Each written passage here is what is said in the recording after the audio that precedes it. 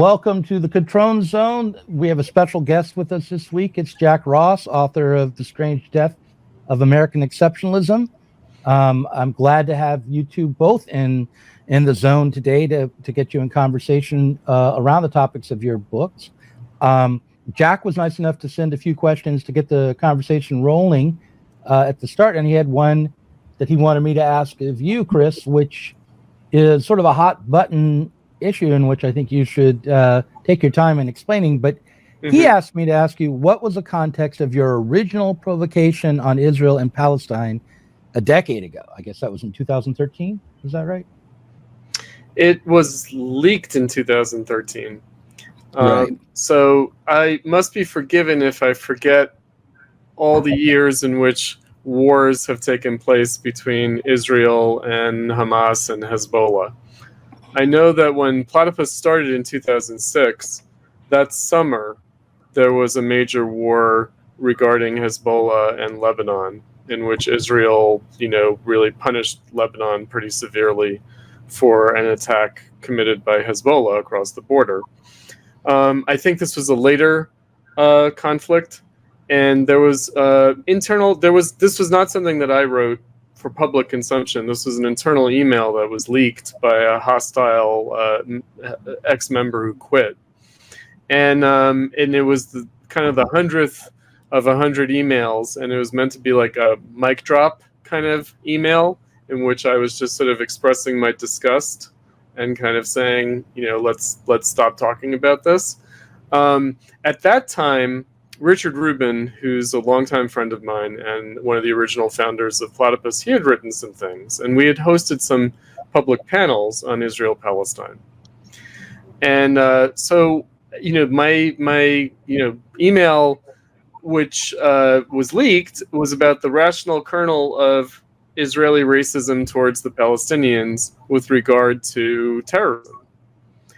Meaning, it had to do with, I think that perhaps pregnant women were on the rooftop of buildings in which Hamas fighters were hiding, right, in order to provide themselves with human shields against Israeli retaliation for some Hamas attack.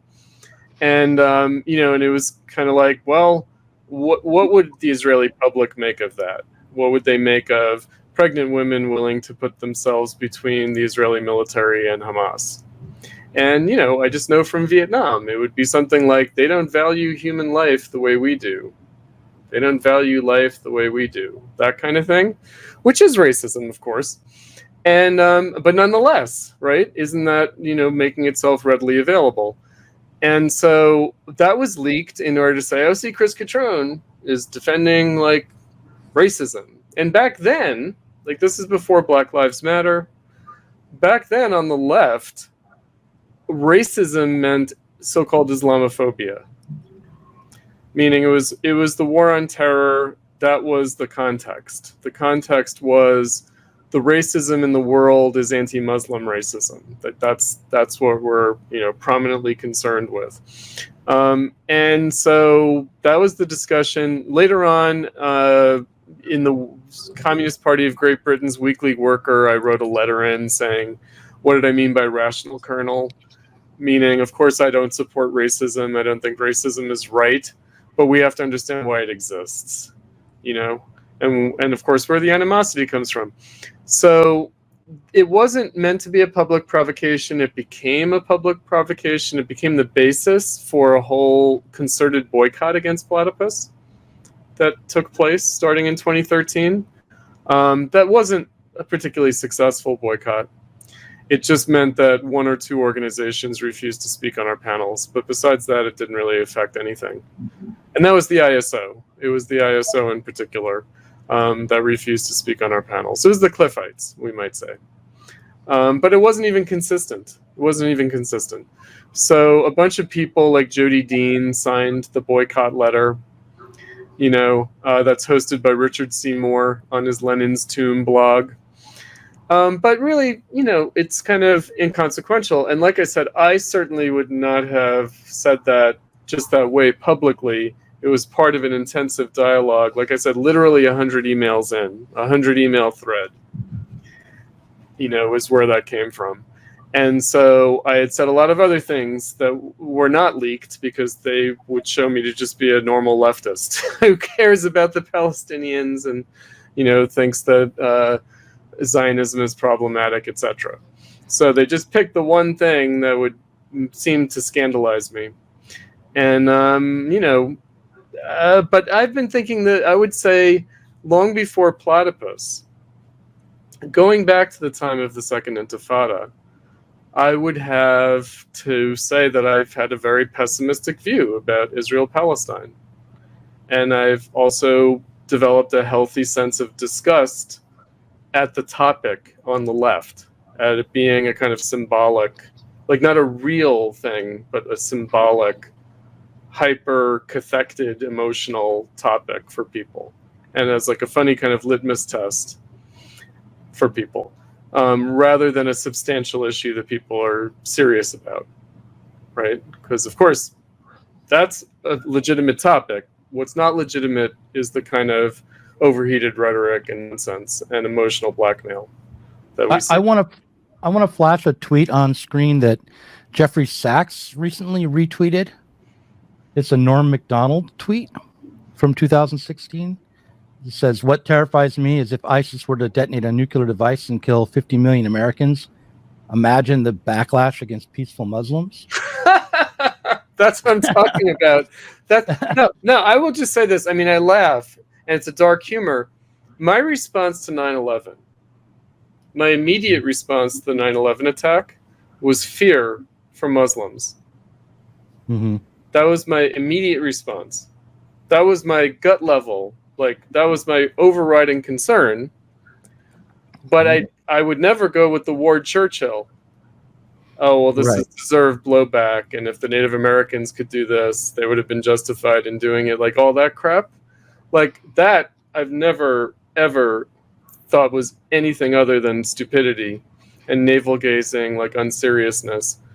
But that was my fear, right? It's not that the 9/11 attack was horrible. I mean, thankfully, I didn't know anyone who died in the 9/11 attack, but 3 people came very close to dying in 9/11. 2 very close friends of mine and my cousin were there, and just so happened to not, like, they were arriving late, and so they just happened not to be in the building. Otherwise, they were there. They were going there. They would have been killed. So, it's a meaningful thing for me. And, the attack was, horrible. But my gut level response was, what is the U.S. going to do in retaliation? One more comment on the Norm Macdonald joke. Norm Macdonald himself would frequently speak about how on the day of 9/11, he went to the site of the Twin Towers and pushed through the blood and the guts and the debris looking for his brother. Who was in Canada at the time. But the people I knew were covered with the asbestos ash. Yeah, they were that close. They were on the street. They were fleeing. They got. Yeah, but Norm's brother was actually in Canada. But the point is that that what Norm's joke is doing is saying we kind of have our priorities screwed up. Yeah, and right now. Jeffrey Sachs is saying something similar, saying we're worried about anti-Semitism as they're committing genocide in Gaza. And this is the same thing as worrying about the backlash against peaceful Muslims. We can walk and chew gum at the same time, I hope. Yeah. I don't know. I mean, we can care about both things, Yes, but actually caring about my perspective would be just caring about it, doesn't actually address. Oh, sure. No, but taking care, we could say. Taking care regarding these issues. Yeah. But anyhow, that's setting the context. The context was one in terms of the reaction to Platypus, where the left had no path towards relevancy. I mean, look, it was a bad faith. The leaking of my email, there was just a bad faith quality to it. Like, they were just trying to scandalize me in a totally bad, like, in other words, they knew better. Like, it's not like an honest mistake or something that I was misunderstood. No, they were, Right. And at the time, the group that I was getting involved with, the MHI, sided with you and the Platypus Affiliate Society against everyone else because they saw the groups that were trying to cancel you as trying to create a ideological conformity, and close down debate altogether at that time, and they were using the imagined backlash against peaceful Muslims as a way to not face reality. I mean, let's just say very straightforwardly, the Platypus is the only organization that hosts any kind of debate on the left. That's it. Like, well, they don't debate each other. They don't do this. Right? Like on the far left. Go ahead, Jack. I'm not necessarily anticipating such an inside baseball answer, but sorry. No, that's quite all right. I mean, this was basically the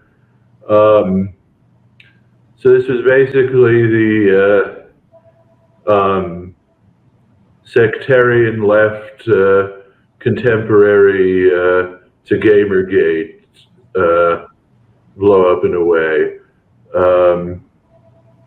But I want to start there because I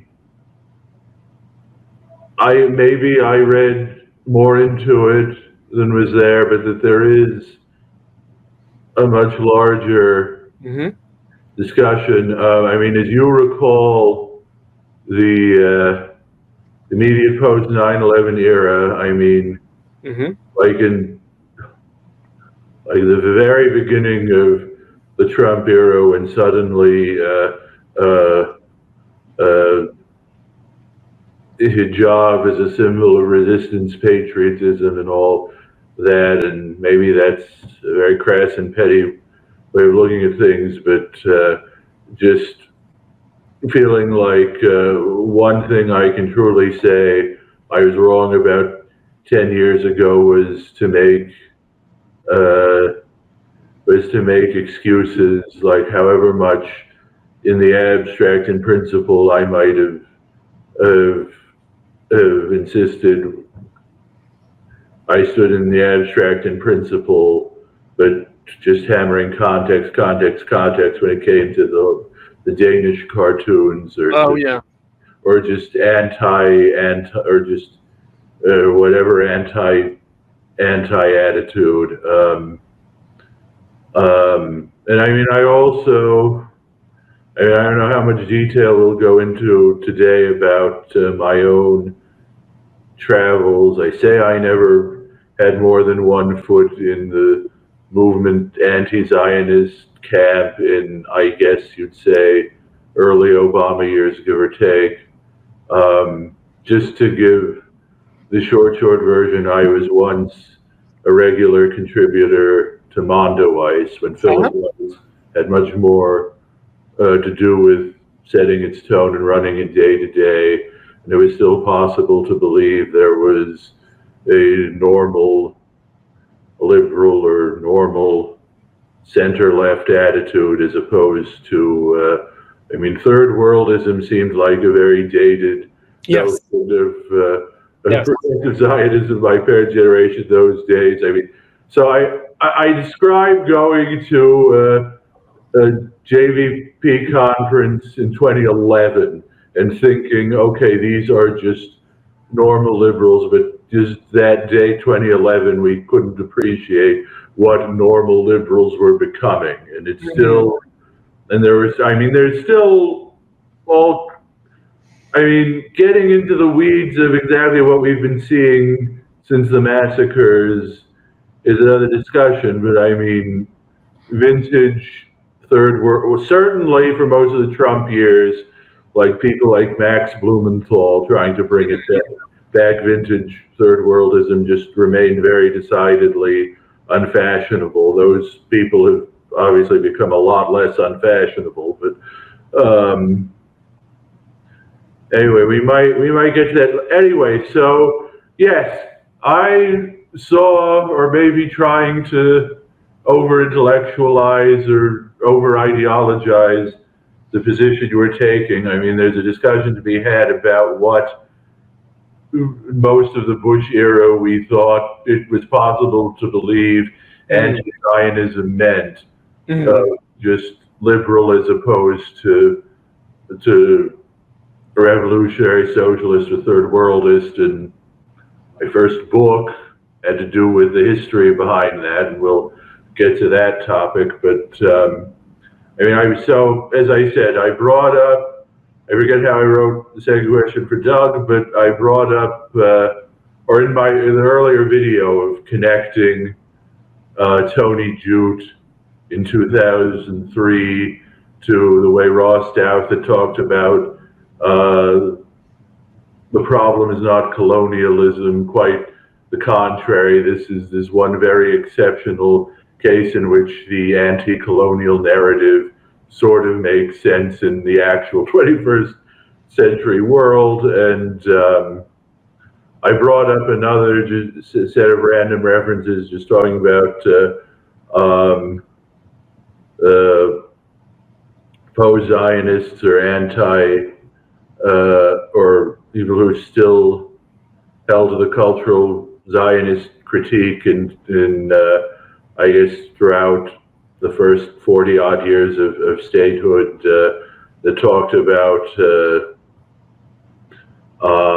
marriage laws or the problems with the way the religious establishment emerged in Israel. And obviously, if we're talking about that, Hebrew University, its founding, all connections to the Frankfurt School. And again, I wrote, Doug can frame how okay. Do you want me to ask this question the way you wrote it? Yeah, please. Do you consider that argument to be consistent with the way Jack has tied together Ross Douthat's column on anti-colonialism with Tony Jute's original 2003 argument for binationalism? So that, I'm not sure how Jack, maybe you could represent how you're connecting up that 2003 moment with the 2023 moment. So the Tony Jutt in 2003 and Ross Douthat in 2023. Well, it's the idea the problem is not that Israel is a colonial imposition. It's that it represents a very outmoded or ideas of nationalism as and I mean most, as I said, most Zionist counter arguments would be, no, we don't live in a Kantian universal liberal world, and no, certainly not. But all of the very liberal or violent or totalitarian regimes in the world do not, with maybe some partial exceptions to prove the rule, to subscribe to classical European nationalist ideas about blood and soil or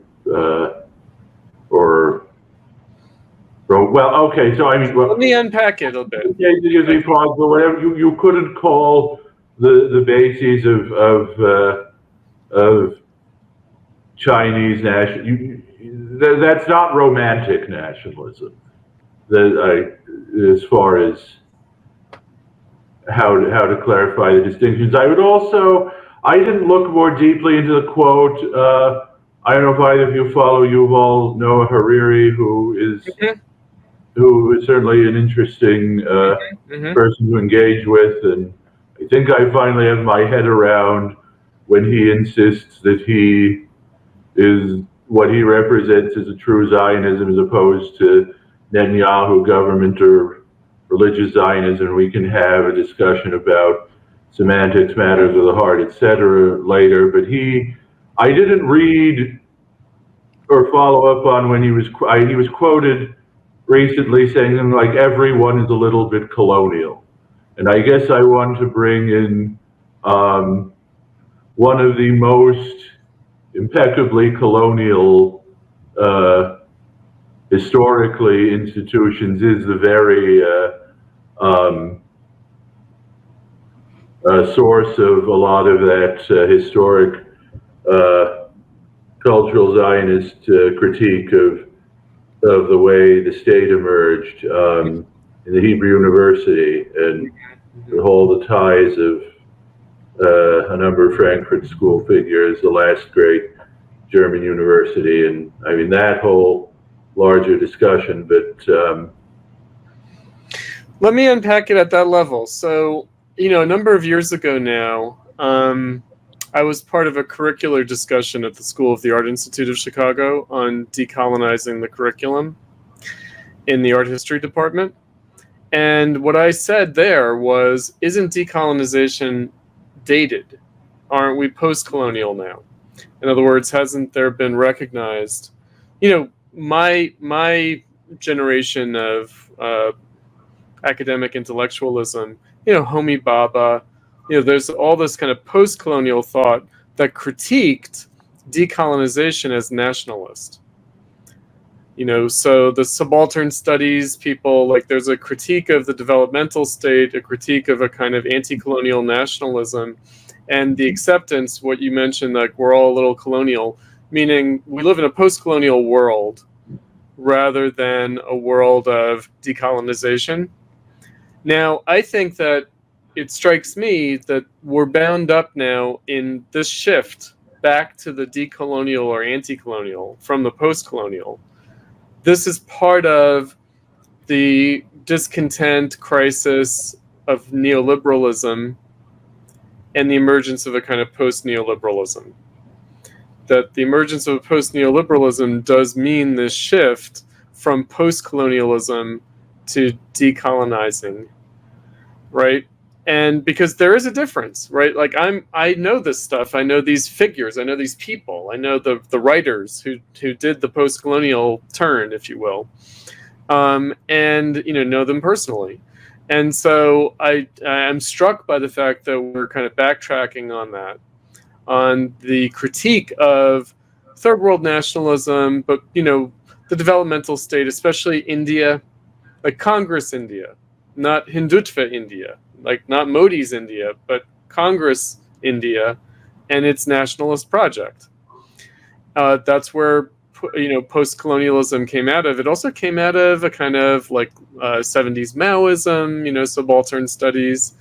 And so I was struck by that, which is we can't decolonize. We can't decolonize the land. We can't decolonize ourselves intellectually, culturally. That is just simply not possible. And so we can only move forward, right? I think that, Doug, you've used this trope of like, the time machine fallacy, that what people seem to want is to get into a time machine and undo history, undo 1948, or undo isn't Hebrew University founded in the 20s? 1925, yeah. Right. So, and I think Freud and Einstein, like all these sort of luminary figures are like involved in the founding of Hebrew University. And, so as you call it impeccably, maybe, damningly colonial, meaning, it's in the British Mandate period. And, it is like a kind of unabashedly like European colonial project that has little to do with the historic Jewish community there, right? Like it's its own kind of thing, right? It's very European, very Eurocentric in that way. And so, yeah, it's colonial in that sense. And, as an institution, I mean, what's remarkable is that it predates the state of Israel, right? That's, what's remarkable about it is that, we could say European Jews were establishing institutions in historic Palestine long before the state of Israel was founded, right? And in a specifically colonial context, namely in the British Mandate period. Now, could that have happened in the Ottoman period? Maybe it could have, in fact. Maybe before World War I, there could have been something like that, in fact. That wouldn't have necessarily been particularly Zionist and might have had something to do with the way Germany sponsored the Ottoman Empire before World War I, right? Hypothetically. But nonetheless, we have this history. And,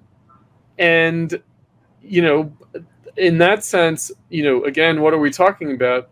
we're in a very hyper nationalist, and maybe, you know, I don't think it's a stretch to say racialist time. Like, our moment right now is not just merely nationalistic, it's racialistic, it's racist, you know, and it's on the left and it's on the right, it's on the alt-right, it's on the left, and you know, that's been maybe building for a while, but, and you know, and I know that one of the critiques that Doug and I have endured from like a James Smith is that we're mistakenly translating the terms of the critique of BLM onto the critique of the Palestinian Solidarity Movement.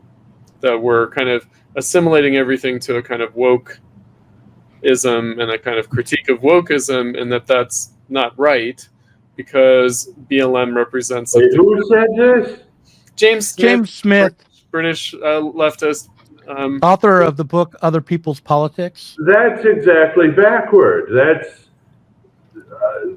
it's all the, and I mean, I saw it in, I mean, as soon as BLM 1.0 became a thing in 2014, and on the one hand, it seemed that what the case could be made that summer that that the news played that up as a distraction from what was then the worst yet aerial pounding of Gaza, and but quite the contrary. It was, you started hearing from Ferguson to Palestine, etc.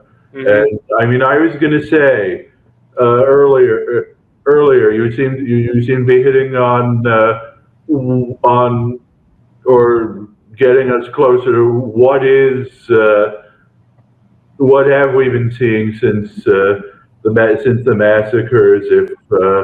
If many of the reasons that third worldism was an out of date paradigm 10, 15 years ago, many of those reasons still hold, and it is just a nihilism. I mean, here's where I'll be a bit more hawkish than some of the Israel apologists, and just talk about phenonism. It's just it's just pure fury and menace, tear down for its own sake, and I mean, I don't want to go too far as characterizing incidents that happen on the ground, either on campuses or protests elsewhere, but I mean, it is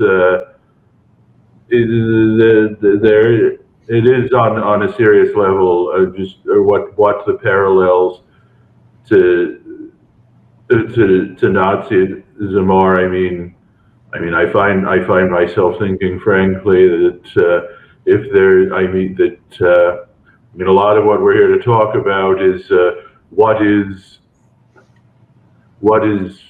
Zionism and anti-Zionism, and how much do they even understand what Zionism is, and if you just think about it to the extent to which it's just a vague, nebulous concept that comes very close to whether it precisely just means Jews or something even more vague or qualified than that. But that's what my old professor Moish Postone anti-Semitism typically is. And I was also going to say, to a large extent, it's going to have to be discussion for another day about people who call it Marxist, or the way they or the bad history around whether it's the Frankfurt School or postmodernism or whatever. But as far as whether you can call a lot of millennial or post-millennial left even call it Marxist anymore, how much do they even care about Marx, or just trying to get your head around why do they claim to or identify with this so completely and utterly European thing that is Marxism? And at a certain point, you just have to conclude to compare it to the Nazi relationship to Christianity in a lot of ways. Right. Let me just invoke my old late professor, Moish Cutrone. So he had a phrase that I thought was good.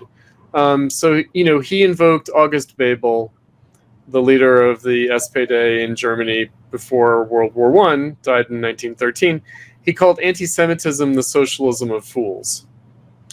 And Moish would always like to emphasize both. It's the socialism of fools, but it's the socialism of fools.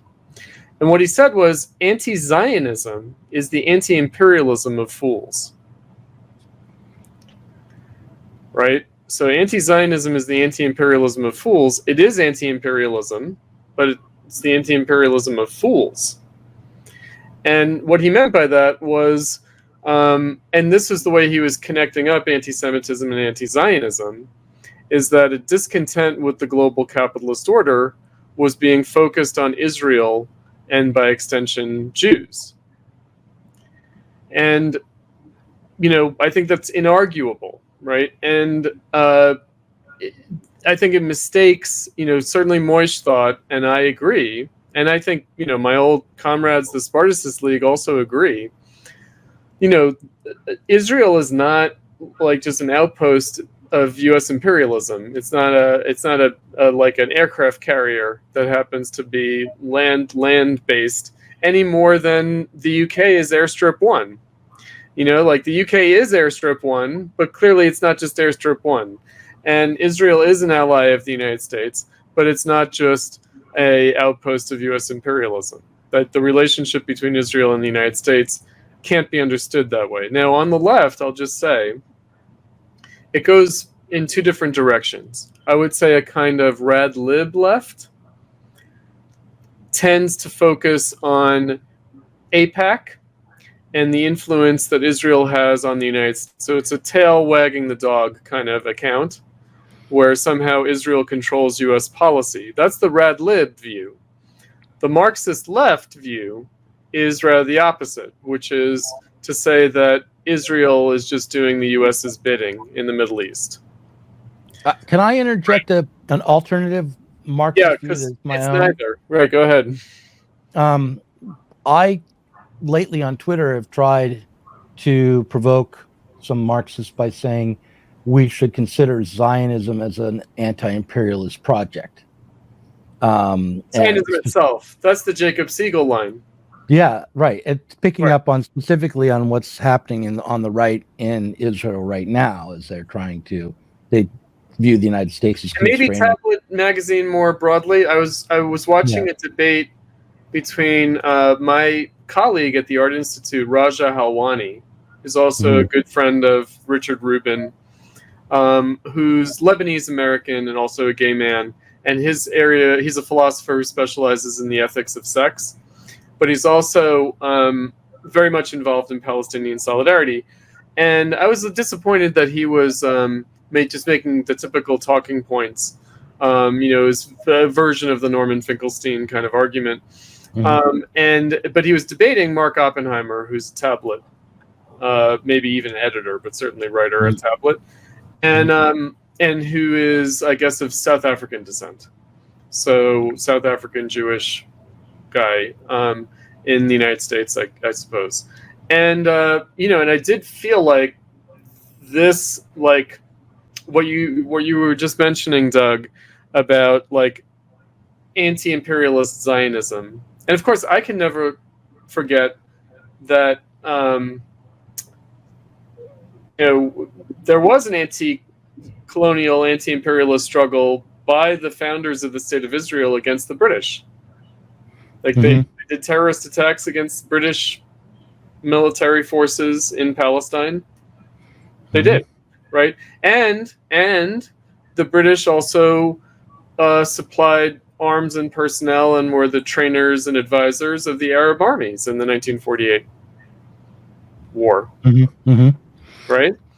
And so in many respects, it was the Arab side in Israel that inherited the British colonial state, these special bodies of armed men, not the Jews. And very similarly to the partition of India. I bring this up in my article on Israel, Palestine, and the left, the contemporaneous phenomenon of the partition of India.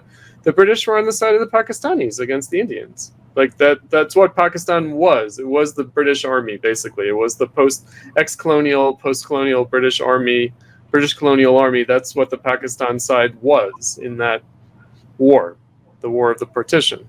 Mm-hmm. So again, like the left has no use for any of this. It's not even historical nuance. It's historical reality. Like it's not nuance. And they erase all of that.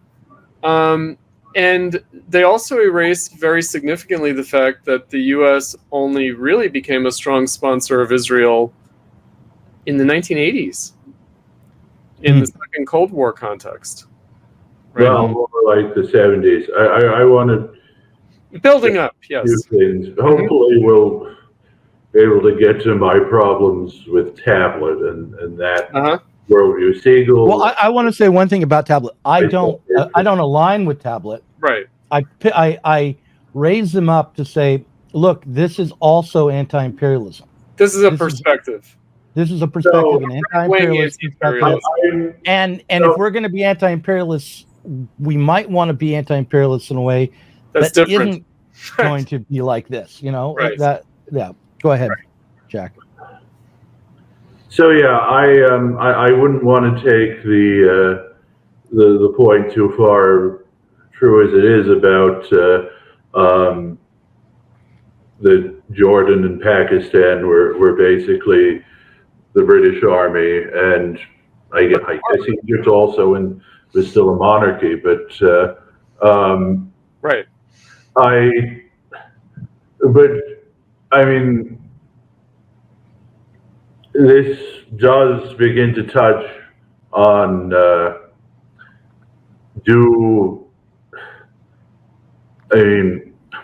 tankies, the keffiyeh wearers. You don't expect any better, but the people who are, I guess you could call more millennial left, and I don't know if the Radlib distinction necessarily applies. Maybe it doesn't as much as you have a point. I mean, I guess I came out of what you defined as the Radlib camp about Israel setting American policy, though I always was insisted it doesn't take anything away from AIPAC to say that there are extra rational aspects of this, which gets to American exceptionalism and a lot of those American imperial narratives. But no, those are by and large the very people that like Know Your Enemy podcast, or just that whole conceit of how they understand the right. And they have none of that when it comes to Zionism. Without wanting to reopen any old wounds, Ben Burgess, I watched him, and he at least has a more than one track mind and the curiosity or cares enough. I mean, someone like Katie Halper or even Blumenthal is just very. They're Radlib for sure. No, I'd put them in the Radlib category. Like Max. They may have begun there, or Blumenthal anyway. Yeah, they've begun there, but I mean, Halper is like all Stalinist in the womb background, but I'd connect it up. So in my view, and of course people are going to say this is my Trotskyism, but in my view, the neo-Stalinism that we're seeing now, the MLs, the Marxist-Leninism, the prominence of that, is very much in keeping with Radlibism, meaning in a way that the Trotskyists or ex-Trotskyists or post-Trotskyists, like Harringtonian tradition. I would definitely say that there are some very interesting parallels to how you got from Harrington and League for Industrial Democracy itself and the Port Huron Statement, how you got from there to the Weathermen, and from to a pretty significant degree, basically the same premises. That is true, and that is all. I hadn't thought of that, but that is very relevant to understanding how you got from what was definitely not third worldism 10 or 15 years ago to the pro-Palestine protests you see now. And I mean, indeed, I've more than once called it Weatherman stage of the whole phenomenon of wokeness, but I get, but so what I was saying about Ben Burgess was I watched one or two of his videos where he's watching the various debates about Israel and Gaza or whatever, and he at least has enough intellectual curiosity to be in awe of just how extremely tone deaf Israeli apologetics have become. But he doesn't, even he won't go further than that and ask, why did it become this way? In other words, they don't particularly want to know this enemy, and we could talk about a lot of reasons, and I think that's why we're here, to talk about the reasons why they ultimately do not want to know this particular enemy. And some of on one strata, one layer of the onion, I guess, is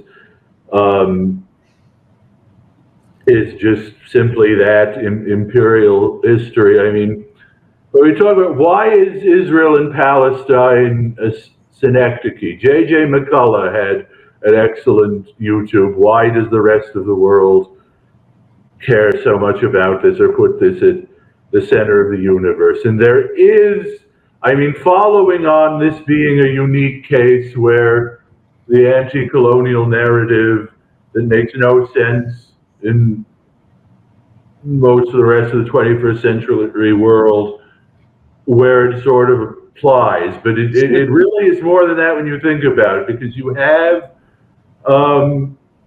the whole neocon sacred story, imperial narrative, basically shared sacred story of Jewish nationalism and American nationalism, Israel, the ultimate symbol of America as a force for the good in the world, restoration of Jews in biblical homeland after Holocaust, American Good War, and so forth.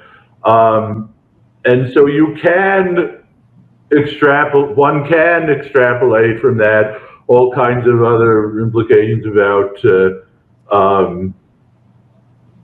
Western narrative, biblical religion, indeed survival of these things. I mean, after World War I, collapse of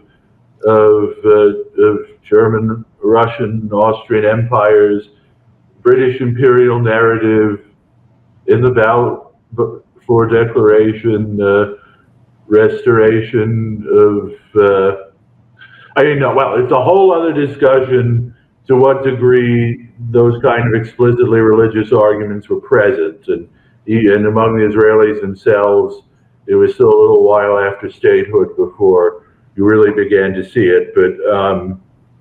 But this was the world's only surviving imperial narrative rooted in Christianity, at the center of Israel and the Jews, at the center of the Wilsonian paradigm. And that was what took full flower in the Bush years, or really after the Cold War. I mean, so much of popular memory and institutionalization of it around the Holocaust right after the Cold War really hit the stage, and then you had the peak in the Bush Imperial Project, and that was... Can I add an element? Yes, please. The element that I would add is Jewish emigration to Israel with the fall of the Soviet Union. Right? So it's it occurs around the same time as the walling off of the occupied territories.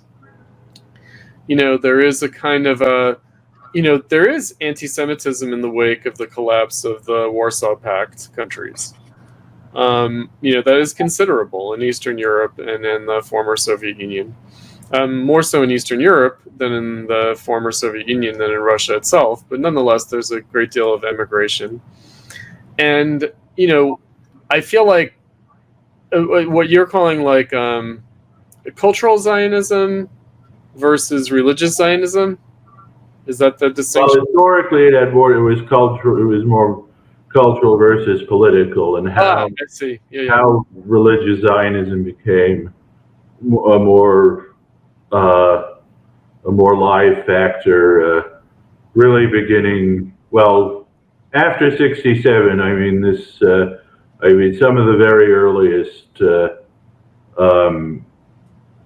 where you really began to see it emerge before '67 actually is a significant point in some of the research I've started now. But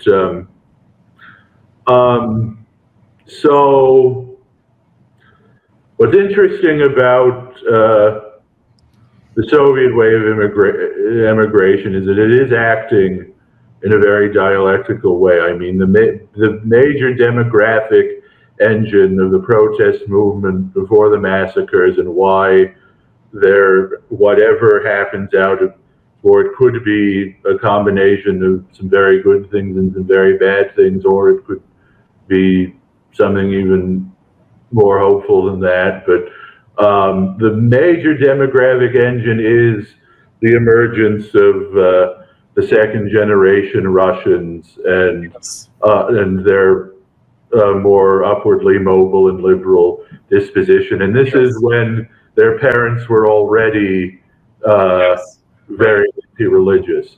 And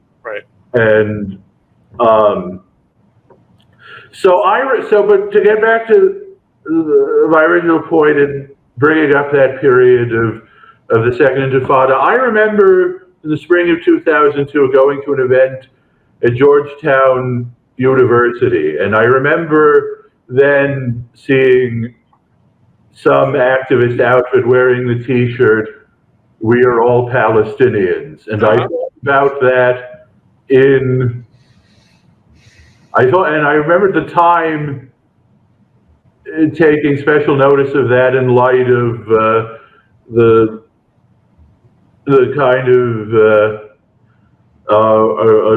Israel apologists or neocons or others who said right after 9/11, I think I even remember either the night of the 11th or the 12th on Larry King, some rabbi saying, "We are all Israelis now." And, of course.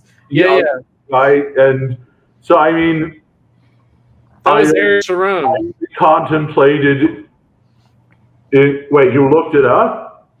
No, that was it was also Ariel Sharon. Didn't he go to George W. Bush and say, "Now you're with us"? Yeah, now you know. The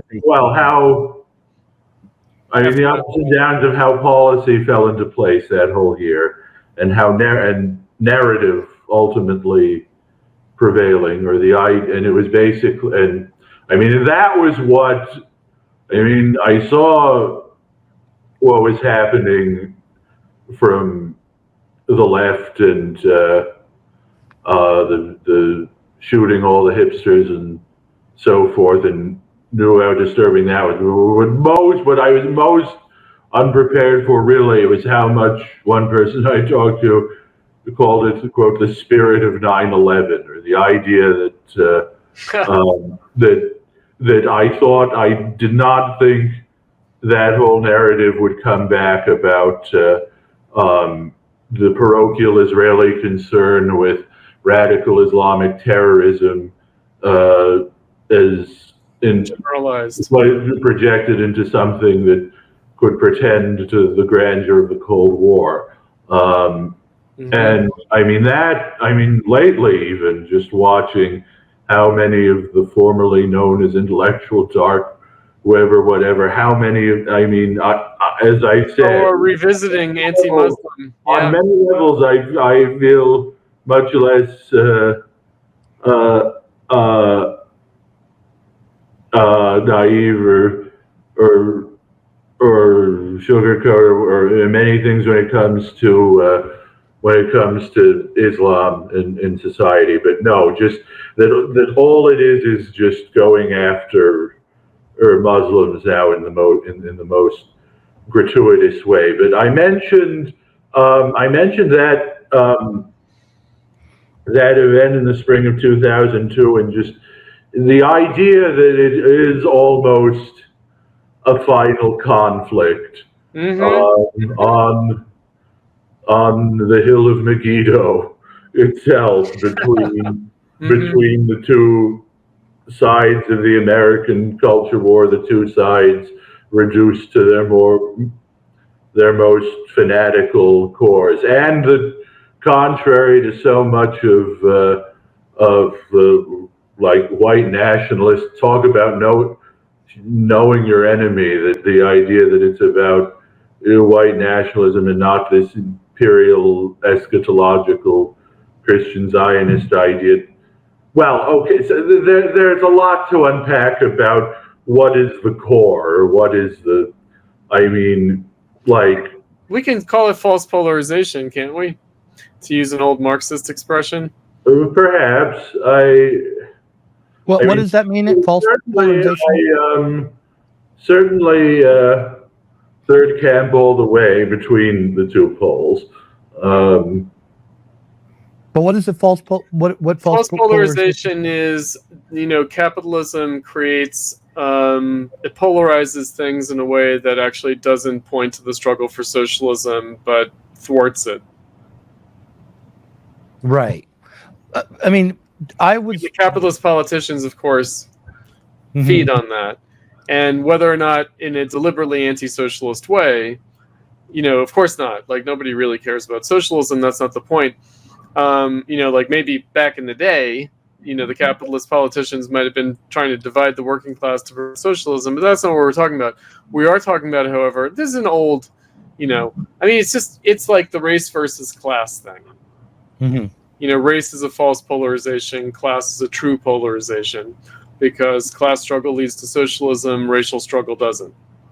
Yeah, I mean, I was very interested in what you said about Russian Jewish immigrants in Israel participating in the protests before the massacres on anti-religious grounds. Yeah, because they're more liberal, secular. They're not interested in these far-right settler religious parties and the stuff that Netanyahu has to sort of. So if you were a Palestinian socialist who wanted to move the Israeli people to get rid of Netanyahu and open up conditions in Israel for negotiations that would help the Palestinians, that might be a group of. I've seen someone on YouTube some Palestinian writer, and apparently where else but Mondo Weiss, that apparently it was a big debate there about I forget what I think it was just a discussion about how should the left feel about Hamas and all the circle jerking over the obvious contradiction, just that crap. But I watched it, and it shouldn't be hard to find. I can't recall names offhand, but this guy was just being that was talking very openly. His biggest fear, he thinks the biggest enemy are Palestinians who want to go the way of the Israeli Arabs, or want to come to some kind of binary. And I'm like, okay, who are these people? I mean, I watch the truly grotesque right-wing Jews on YouTube, and whether that distorts my perspective in some ways of how much of how much either they're losing or how much, or just how full the implications of what their enemies in Israeli politics are. But I mean, at least I have some notion there of who they're talking about or who they're worried about. And I don't know, and it would be good to know.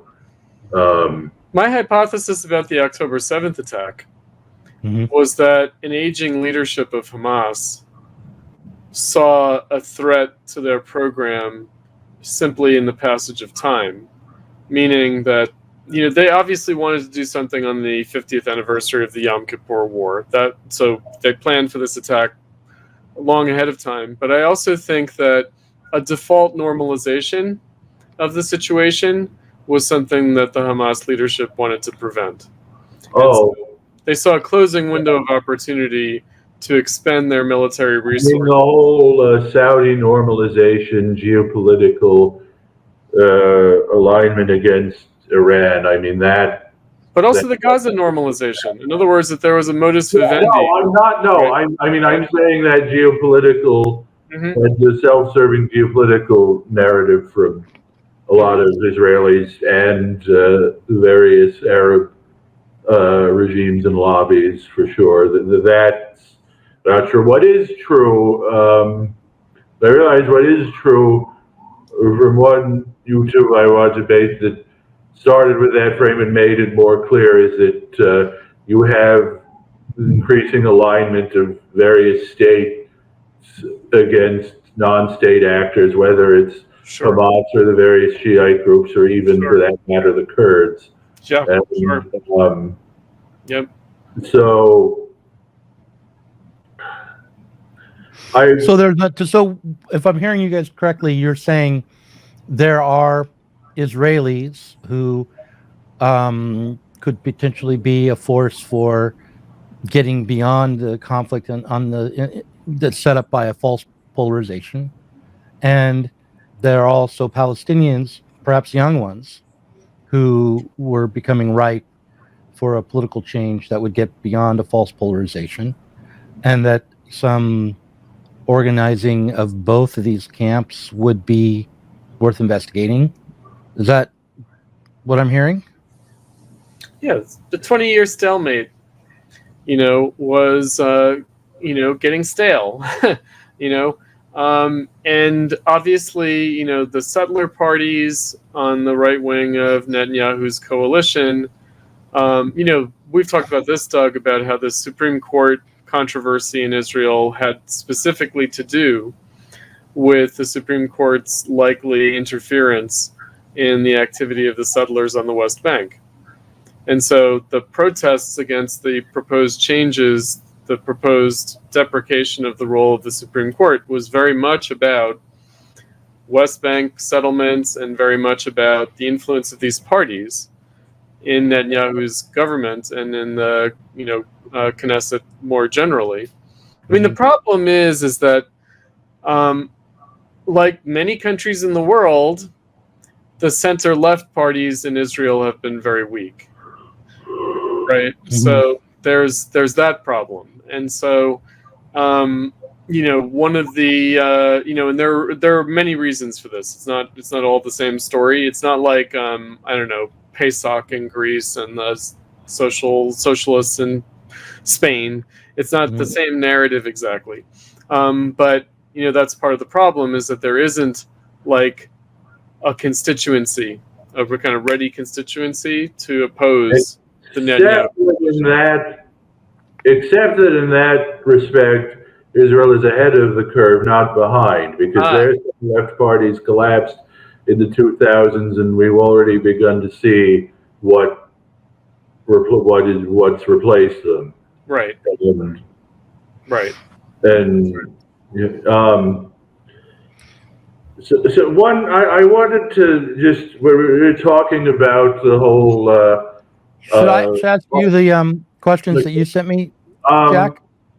Let me make this point, and then but when I get and this would be a good transition to those questions, because I mean, what I've been struck by is just how much of the classic Hofstadter projection principle of how much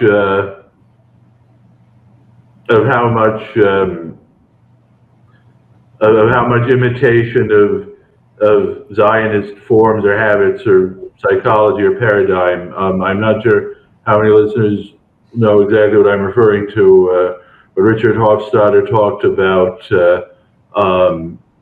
in the 1920s, the Ku Klux Klan and anti-Catholicism wore priestly vestments and had elaborate ritual and hierarchy, or the John Birch Society imitating communist cell structure. Obama era anti-Muslim paranoia. It's a very similar view. The World Trade Center mosque controversy, the Holy of Holies.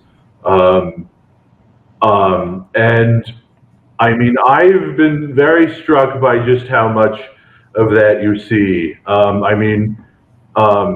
We can talk about it. Was who wrote the Compact article on Fanon right after the massacres, and that made the same point about just the therapeutic aspect, about just class, when you just relating it back to like Max Nordau at the beginning of the century, muscular Judaism and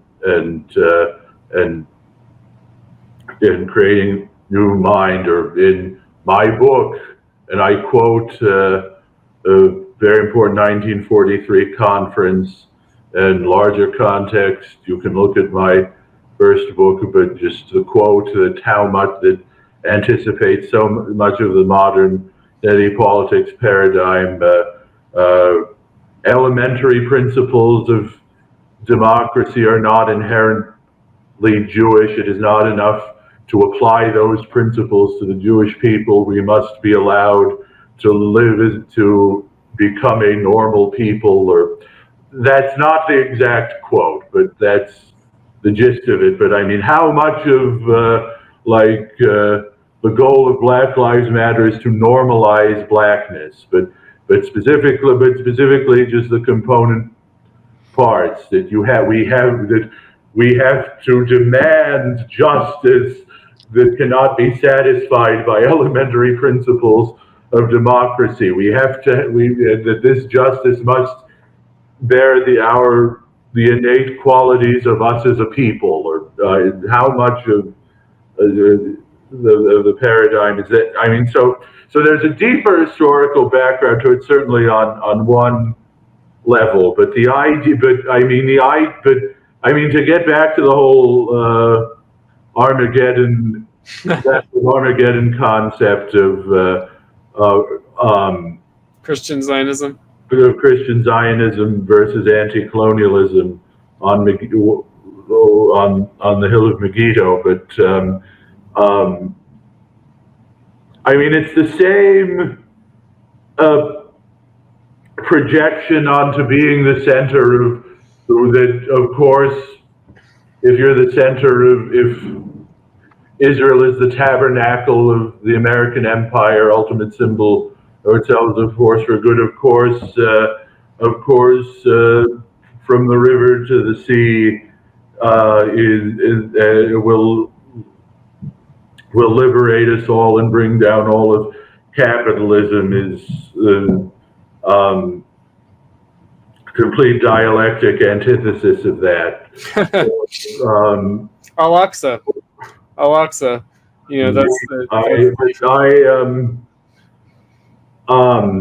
I'm going to flash this on the screen. This is what you asked the question: who wrote The Crisis of Therapeutic Decolonization? And it was Jeff Schellenberger. Yeah.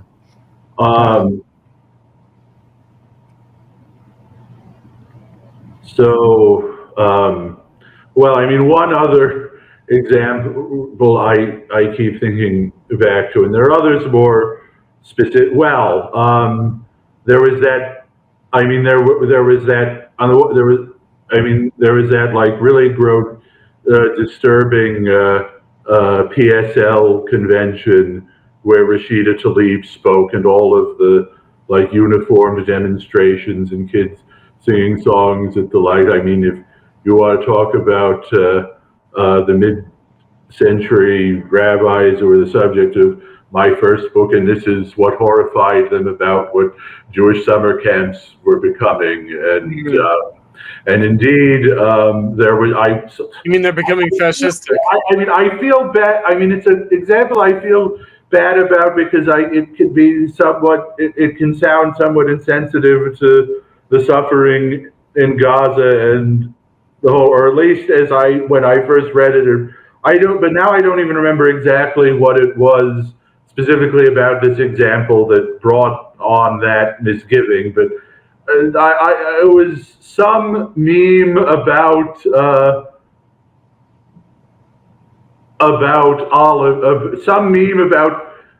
the symbolic importance of olives and the olive harvest or whatever to Palestinians. I'm like, oh my, this is exactly like the kitsch you get at religious school.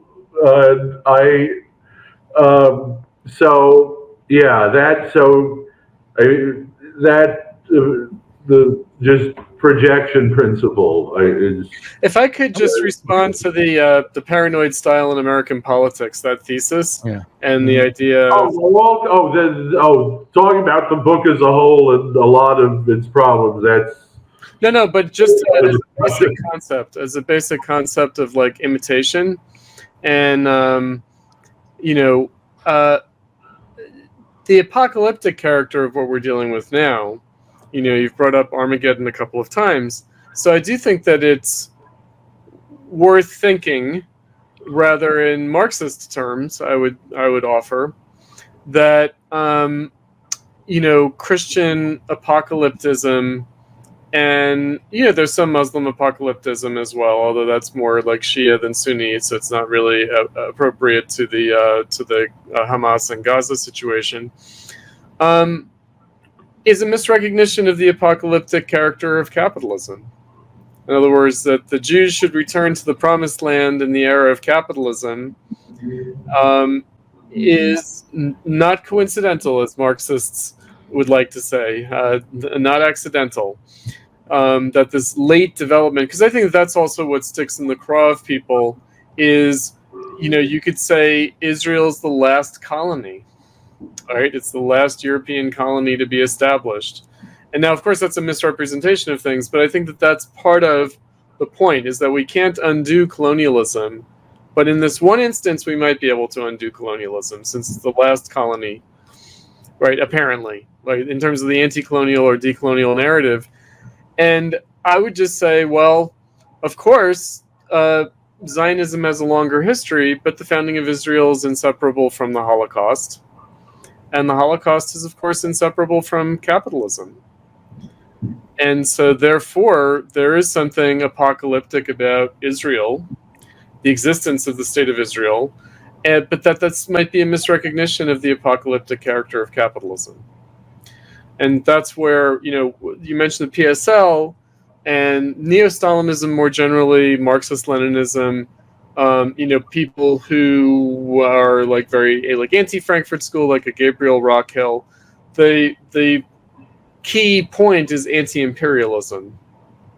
And that's where, again, like anti-Zionism as the anti-imperialism of fools, the post-World War II situation was an era of decolonization, and Israel seems to stand athwart that historical trend. Well, okay, so I was reading recently about some of the discourse that at the time around the Bandung conference, and I mean, what struck me as much as anything are about what American policymakers were saying about what this Middle East problem could turn into in this new reality. But I mean, the leaders of the Bandung Conference themselves, I was struck by, they went as far as to say the last. This is the last out there. Whatever else you could say about them, they had a very different vision of the world after colonialism, or the world we were entering, than Frantz Fanon and everyone who took after him. So yeah, I wanted to bring up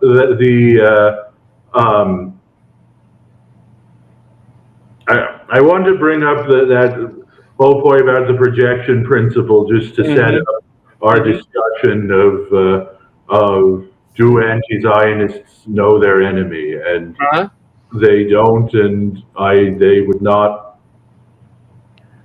like what they found, which is a good setup for where I think Doug is planning to lead the discussion next. Yeah, I want to say one thing, and then I'll ask you this next question. But something that occurred to me as I was listening to you both talk is that the project of post-colonialism, which was still decolonization, but it was decolonization on the level of culture within what now would be the thoroughly colonized world.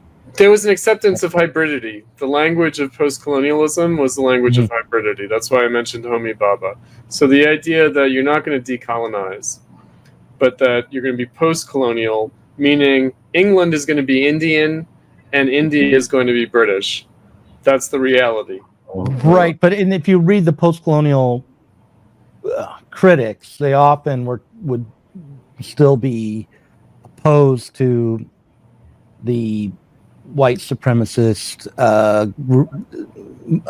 homogenous or hegemonic culture. They would say that the nationalist, the anti-colonial nationalism, was imitating a European mode of like Enlightenment, Western Enlightenment kind of project, right, and neglecting what that project always suppressed, which was a different relationship of the particular and the universal.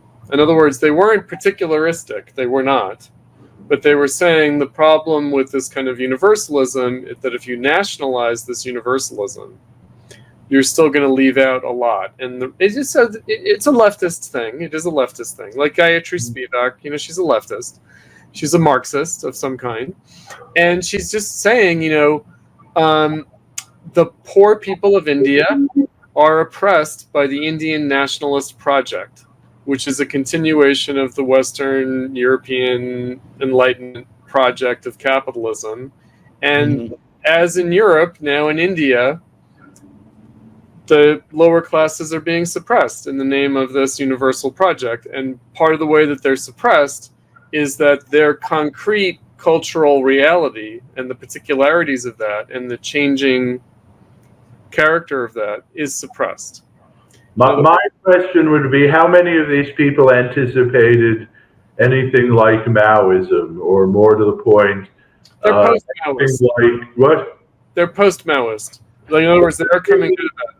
But how many? How many of them would anticipate decolonization as a cultural revolutionary project? Okay, so they're post-Maoist because they're not looking for that. They're not looking to do that, right? They're not looking to do that. And that's important because this is where I think we've backslid a great deal.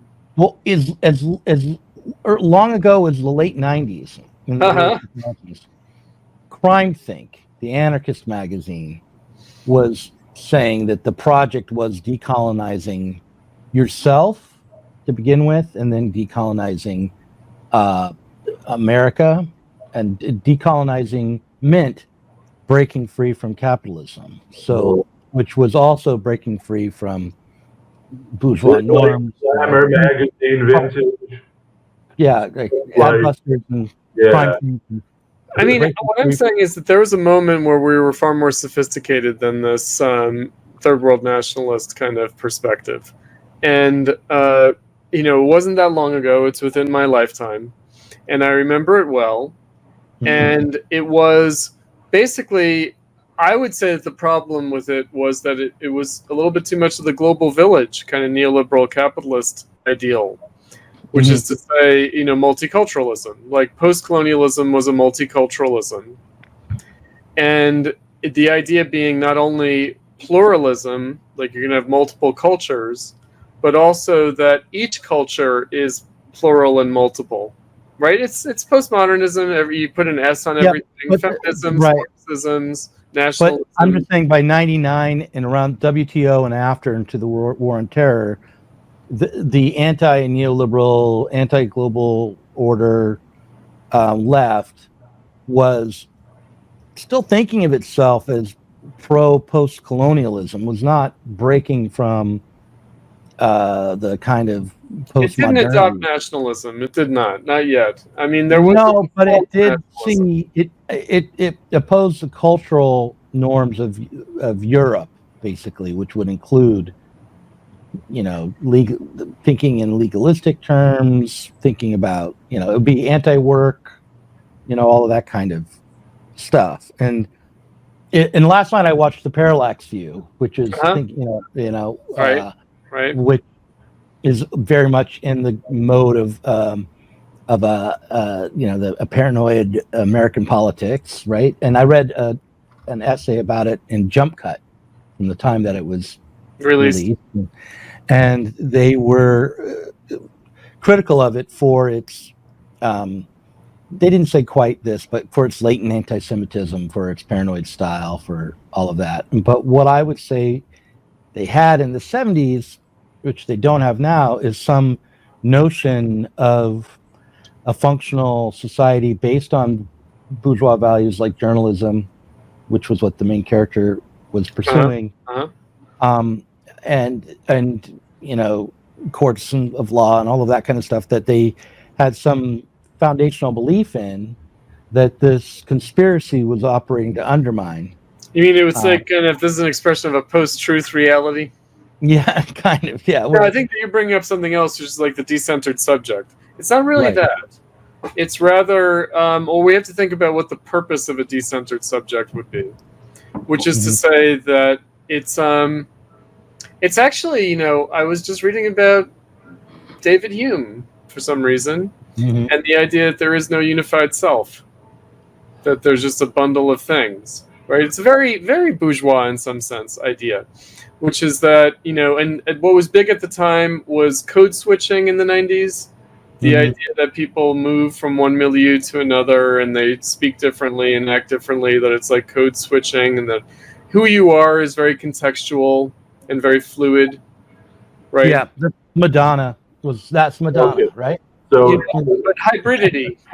Everybody's a mix of things, and everybody engages in code switching. Everyone's identity is fluid, decentered self in that sense, and that it's capitalism that tries to fit the round peg into a square hole. It included like Foucauldianism and this kind of stuff. It does have a postmodernist streak, but at a political level, it was directed very much the way Islamism came out of the failure of Arab nationalism. Right. So what we're talking about now is people are reinterpreting Hamas as a nationalism. And it's like, but that's not where it comes from. In other words, it's Muslim Brotherhood, Islamism. It's actually not nationalist. It's not Arab nationalist. It's not secular in that sense. And it is based on something very different. And yet the left can only reinterpret it this way. And this is the backsliding or the regression, if you will, where it's why a kind of Stalinism is now back, is that Stalinism is a kind of trying to square Marxism with nationalism. And that means reinterpreting Hamas as not what it is. Like trying to just say, well, Hamas just is the current PLO.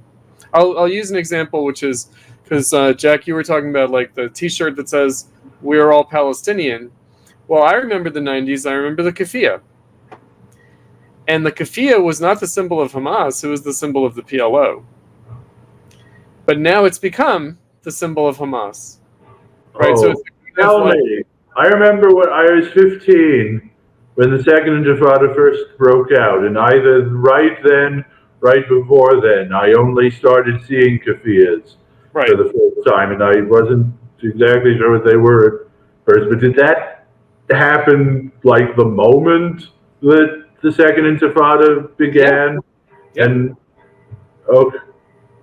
yeah, it's very much at that time. And, I recall it in the academic world, it was everybody wore a keffiyeh. Everybody. Not me, of course, but because I don't do any of this crap.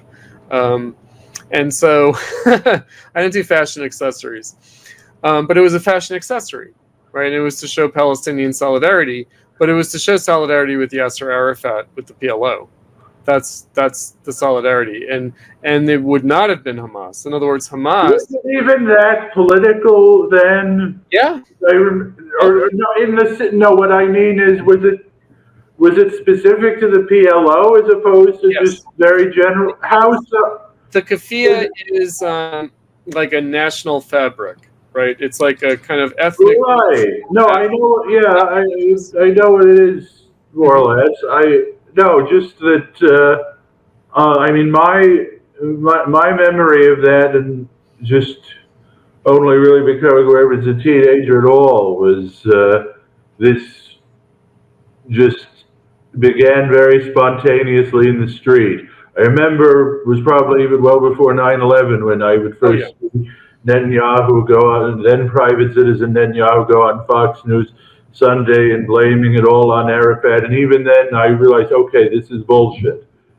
I mean, that's the sense in which I asked. Was it really specific? To be more precise, the keffiyeh, it got more popular, but actually people started wearing the keffiyeh probably during the first Intifada.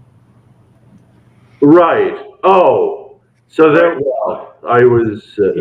it started, and then it sort of it became more of a kind of, this is what I was saying earlier about the rad lib character of it all. Yeah. Right? Like, I think of fashion... They were a thing in, like, 1989. Yes. Yeah. Okay, no, I have seen... Yes. We'll have to talk sometime about...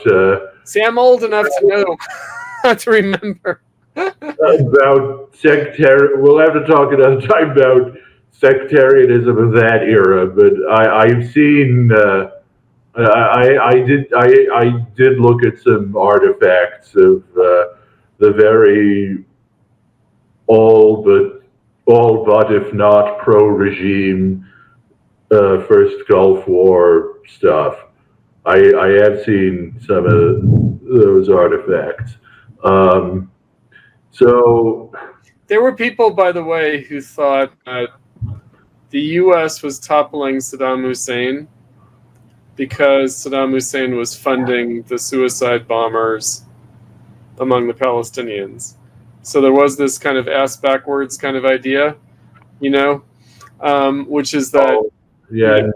I mean, these were the kind... Yeah, I'm talking about, like, do you remember the people who imitated Gaddafi's female bodyguards? Or, yeah. So, okay. Okay, so we can transition. A lot of these questions that you've written down here, you've sort of already covered your answers to them. But let's see. So in our first interview on Zionism, you drew attention to Yoram Hazony, the godfather of national conservatism, and his formative work attacking that legacy. How have you come to identify so totally with the object of Hazony's youthful loathing? Jack? Okay. So this brings us back to knowing versus not knowing the enemy, and also I talk about tablet and some of the really I downright paranoid stuff, and oh my God, I mean, John Podhoretz, even for him, has gone completely off the rails now.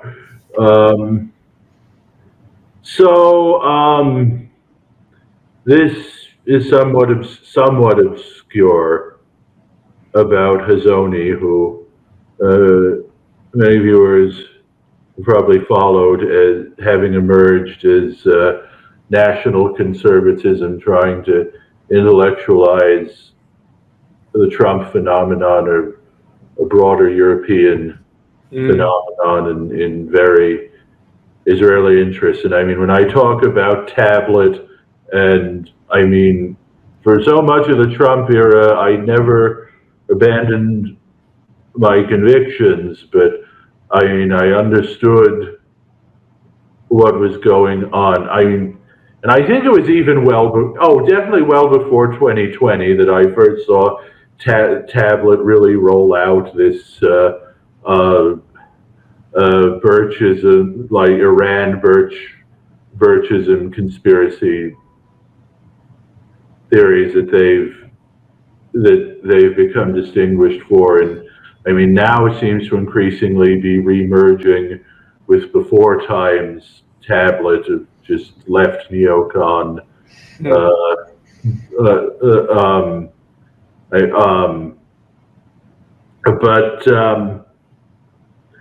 I mean, I did so, but I guess to put it a different way, I mean, for a long time, for like through most of that Trump period, I would ask myself questions like, "Oh, so could I have a conversation with Hazony on whatever common ground that, to put it very crudely, democracy, but really internationalism, I think the Israeli Declaration, independence specifically, aligns itself with, quote, the principles of the United Nations." However one would put it.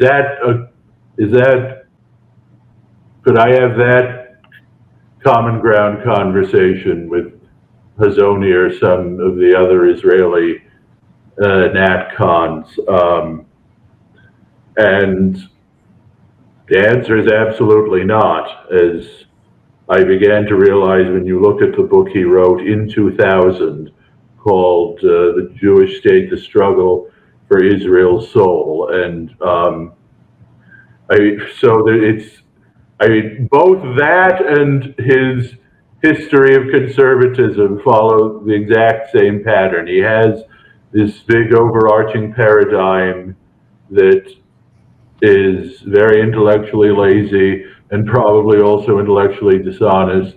One person I discussed it with, who wrote one of the best and most damning reviews of his National Conservative Manifesto, just said to me, "You're assuming that he gives a shit," which he probably doesn't. But I mean, But in his book in 2000, where he's talking about post-Zionism in the 90s, that he ties it all back to the founders of the Hebrew University. Now, it's far beyond our discussion here how much, I don't know how we want to label it and how much, if you want, let's call it liberalism, just as the best of all available terms in the present context, or Israeli small L liberalism, or how much it owes to the binationalist legacy as opposed to just Western academia since the 70s. That's a much bigger discussion than we can have here, and I'm certainly not qualified. And I certainly imagine it's going to become a very big question for future historians. I mean, one can also, just going back to the protest movements, have that discussion, because obviously all the same broad structural social trends across the West are driving this about the realignment of the economic and security establishments away from the right, and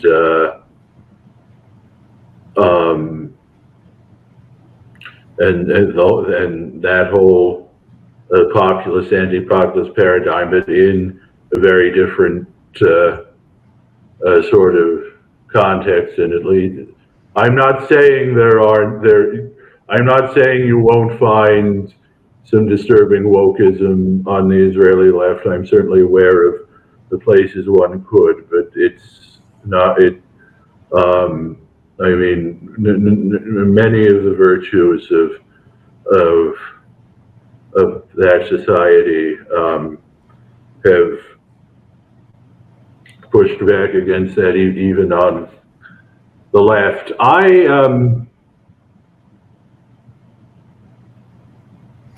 Can I ask a question? I guess the core point about Hazony in that first book of his and how it relates to Radlib's not really wanting to know their enemy when it comes to Zionism, that liberalism, this enemy that has with them about the, again, to take it back to we're all a little bit colonial, and that kind of healthier liberalism, and that it, and well, also in that book, because he wraps himself in the mantle of labor Zion, if not labor Zionism per se, certainly in the labor Zionist founders of the state, and there are certainly contradictions one can poke at there, to say nothing of his invocation of Herzl. But I mean, I think the most revealing and sobering thing about this book is that it was published under the imprint of the New Republic, or with their, I mean, it's published by Basic Book Series, a New Republic book, and the acknowledgments go into greater detail about what the personal involvement of Marty Peretz and Leon Wieseltier was. So this is a Democratic Party aligned journal, just to clue everybody in. Well, as I was saying, in other words, at the height of the Oslo process, the magazine that was called the In-Flight Magazine of Air Force One, for the president most intimately associated with the Halcyon peace process, this was what they were most worried about, the idea that you'd have a post-Zionist phenomenon, that the religious establishment would lose power, that the cultural self-understanding of the state, that you'd have certain changes to national symbols, if not the Constitution, indeed a written Constitution. I mean, we talked in our last interview, and I guess in so much detail, Bernard Avishai in 2014 wrote an article for the New Yorker that was the first very good, straightforward account that I never quite understood in all the period I was working on my first book and involved with Mondo Ice and places like that, which was how exactly do you distinguish between what was more liberal or more illiberal about the founding period of the state, and what was more liberal and more illiberal about more recent history? And basically, it explained just about Ben-Gurion not wanting a written constitution, the people who tried to make that happen, and what all the implications would have been of not having the same sort of anarchic in the international order sense ability to very largely do what they wanted to the Arabs, and just defining I mean, how the religious establishment emerged over the course of the 50s and the 60s. That's much more complicated. So can you explain why the U.S. government in the 90s would have feared the changing ideological... Well, I don't think the U.S. government was the issue. I mean, what Dennis Ross or the other Oslo negotiators would have said about this is another discussion. My guess would be that they would not have been in favor of these kinds of things that Hazony was so worked up about in his book. I would guess they did not take the possibility so seriously. I mean, wait, the possibility of, because I was thinking of the possibility of post-Zionism as a consequence of a successful Oslo process, or right? Because if you've heard of Joel Covell, Oh yeah, I remember. Of course, right? Is So he he's still alive? no, he died several years back. Heard that. Yeah. So he was on a panel with Hussein Ibish that Platypus hosted on which way forward. Yeah, Hussein Ibish. Was Ibish already a complete hooer for the Gulf states? Because he wasn't quite that, or at least not so obviously in the 2000s. Who, Ibish? Yeah. Well, he was, very PLO. So the debate, so which way forward for Palestinian liberation was about one state and two state. And so Hussein Ibish favored a two-state solution, and Joe Covell favored a one-state solution. And Joe Covell, his main preoccupation was how Israel was transforming from a Zionist state to a traditional nationalist state. And what he said was, if Israel were to become a traditional nationalist state, it would become a fascist state, whereas Zionism was some kind of a bulwark against that eventuality. Okay, so what Rabin supported was a very unsentimental two-state to reinforce the national. And I mean, again, I question how I question to what degree someone like Dennis Ross or his colleagues would have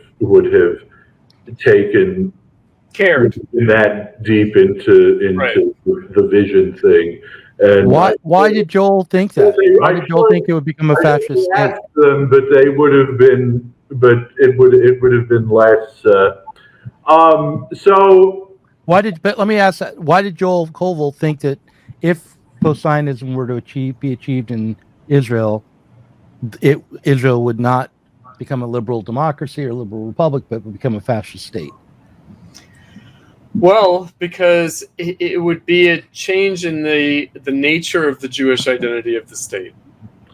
So if we're talking about the view from 1998 or 99, and just it would have been more of a question of just the more general liberalization of Israeli society, and that would have more likely than not continued apace with, well, what would have happened if the settlers had been forced to move back to, and would you have had some kind of right-wing resentment? So there are all kinds of questions like that. You would have had the Arab what he was you would talking have had about? a very bitter culture war in which I suspect that a position like Rabin's, I mean, Isaac Herzog, the ceremonial president of Israel, is probably the last relic of that basic Rabin sensibility. I mean, some of the Russian politicians like Lieberman might hold to it in theory. I had more hope.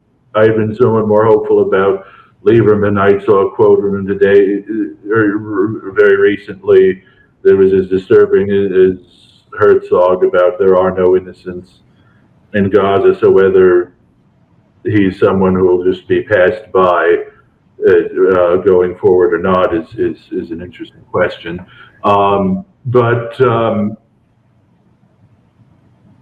You basically, you would have had the divide. So Shlomo Avineri, Chris, I trust you're rather familiar with him. I reread, he wrote, it was published, I think, in '81, The Making of Modern Zionism. It's a series of biographical sketches, and those are mostly pretty shallow. Yeah.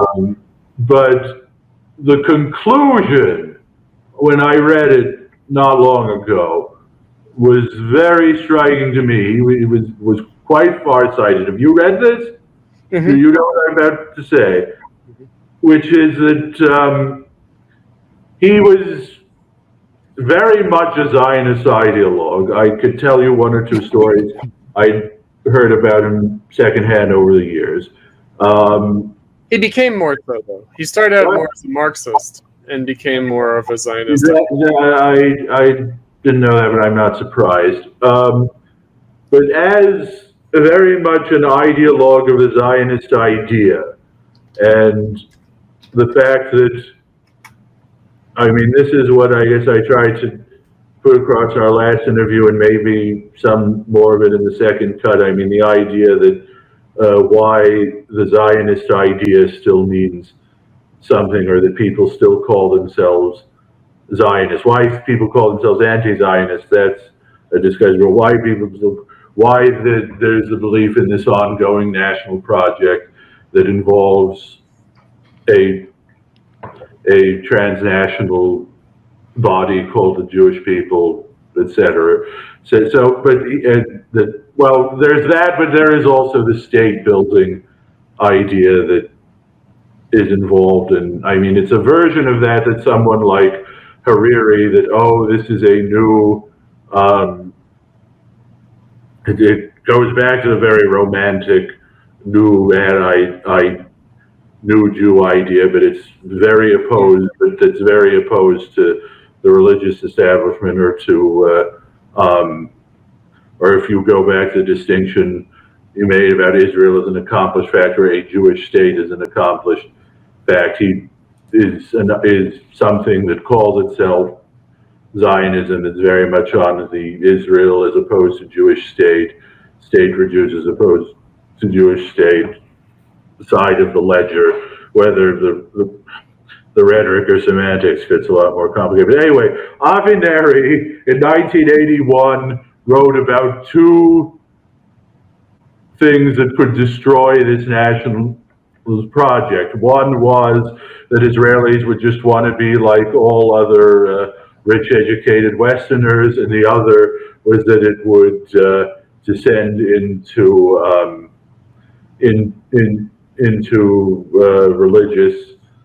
violent religious racial fanaticism. He did not consider the possibility of what has happened, and is what would have happened fairly quickly, I think, if a two-state solution had been successful 25 years ago, and that is that both would happen at the same time, and you would have a cold civil war between the two.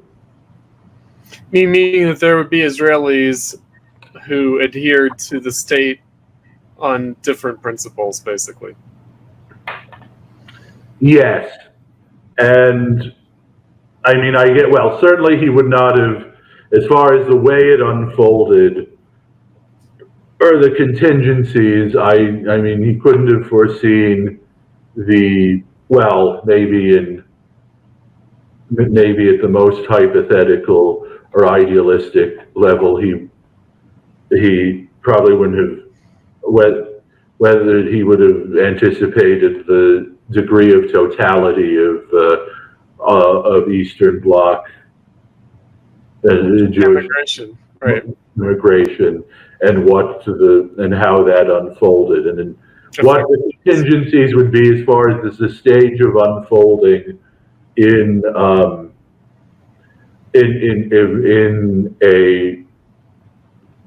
a post-Oslo state, and we also don't know if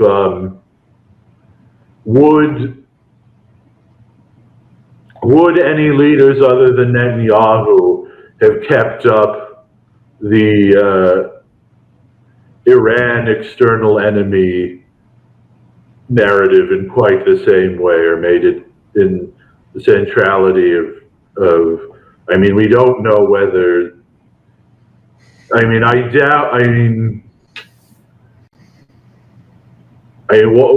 however geopolitics would have unfolded, whatever would have happened in Syria or Lebanon or whatever, it's hard, and whatever the military self-interest would have continued to be, it's hard to imagine.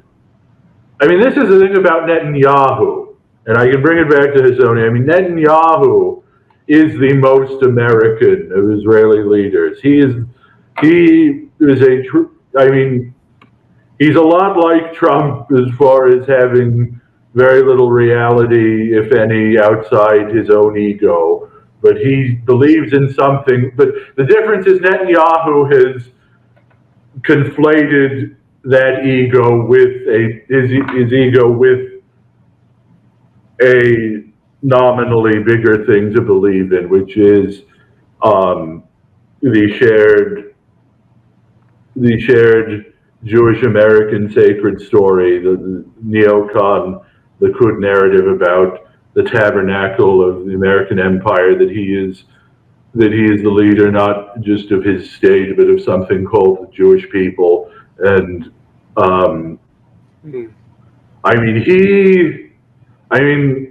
long before the protests, the protests were how it first became that we were really seeing what the consequences of this, or how the reality would catch up to it, which is that between the secular left, the ultra-Orthodox, and the Russians and Mizrahis, you are reactionary but pragmatic, that between all of them, none of them really believe in that sacred story anymore either. What Hazony's whole conceit is that he, on some superficial level, like the people who were like the core Bush-Iraq war era ideologues of global democratic revolution, and that's obviously a whole discussion in more ways than one, say nothing of all the connections to characters like Max Shachtman and more, but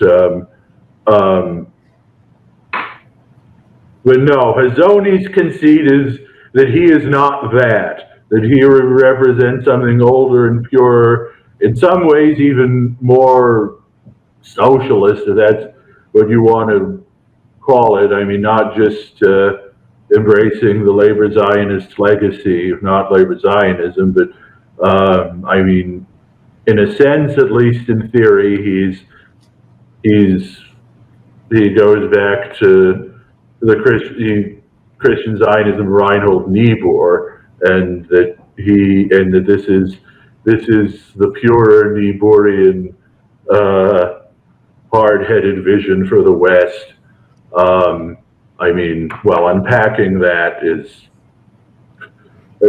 certainly a daunting task. You had a conversation with Doug not that long ago in which you kind of landed on an important sort of thesis point, which is, which seems to be related to what you were just talking about, which is the difference between a Jewish state and a state for the Jews. Well, that's not necessarily how I'd articulate it, but it's how I've heard it articulated, and I don't know of a better way.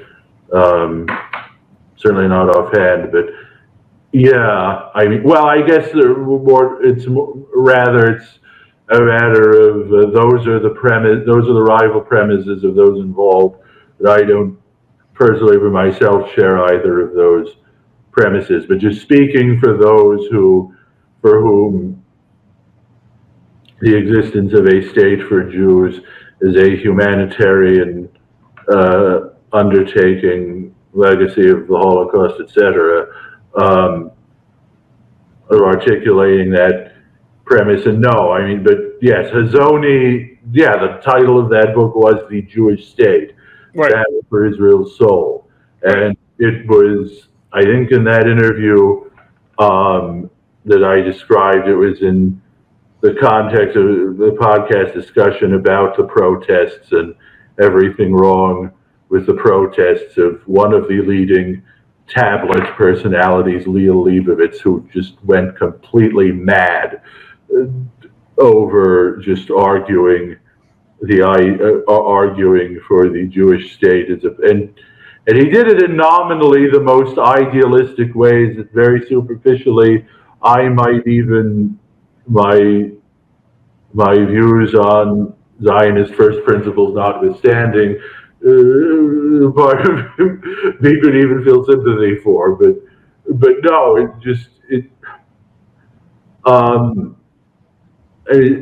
Doug, You seem to be, you look like you're straining. I'm just Follow.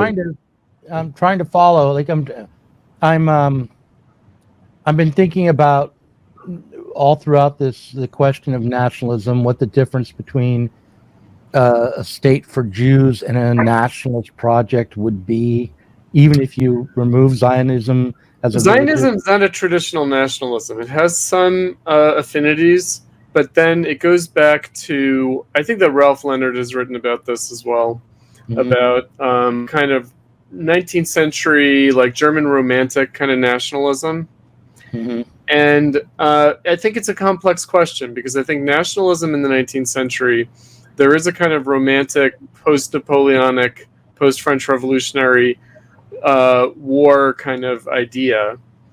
But then there's an idea that, that national liberation is really just a particular expression of a more universal principle and a more universal project. And so there's sort of nations, and then there's nationalism.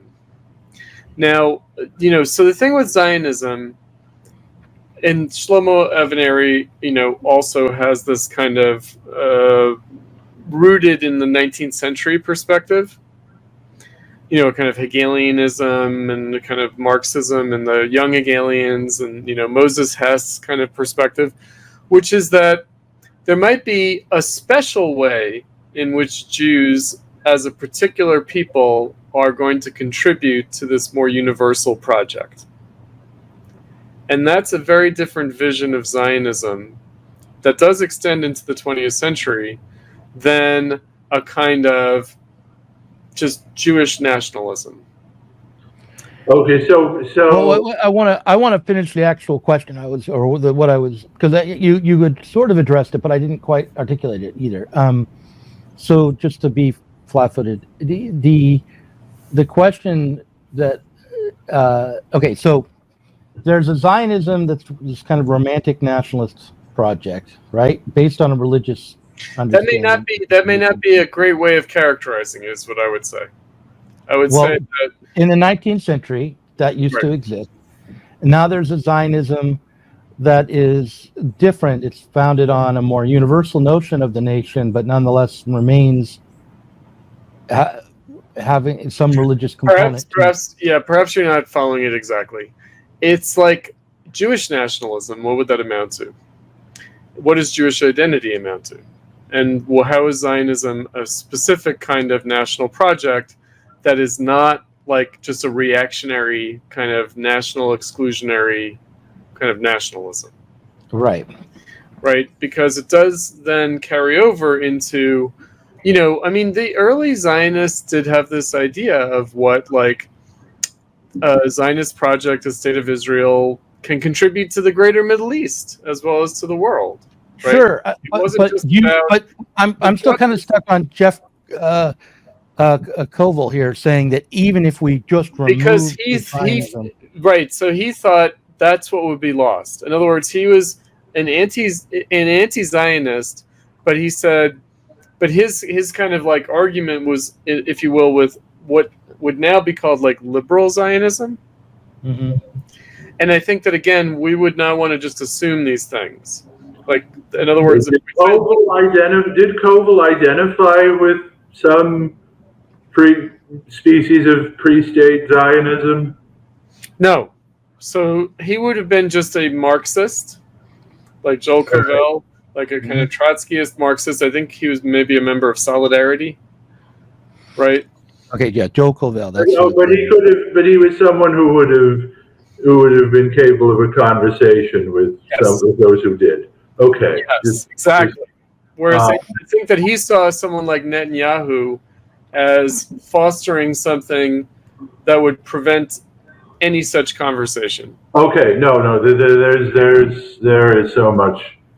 So the Netanyahu, the thing about Netanyahu that I think about is how he wanted to extend the power of religious leaders in Israel. It's not just about religion, though. That's the thing. I know. It's also about his own power and not being checked by the Supreme Court. It's about the settlers I think when Jack says that Netanyahu is the most American of Israeli leaders, I think that what Jack, if you correct me if I'm wrong, what you're referring to is that it's almost like there's a different notion of Jewish identity at work with Netanyahu than there was with previous Israeli leaders.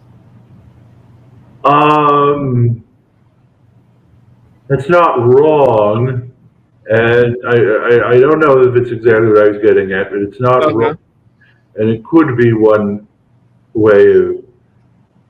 Well, okay, so there's so much to say about. So we have to know what it is to be an American. To know that too.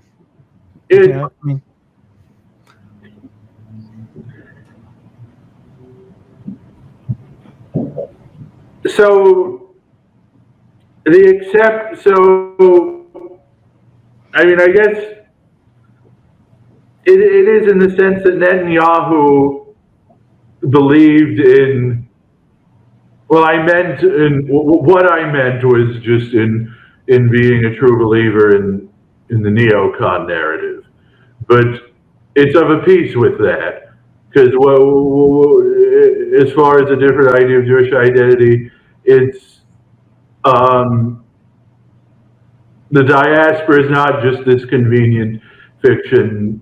The diaspora is not just this thing we need for money or political influence in Western capitals. That there is this.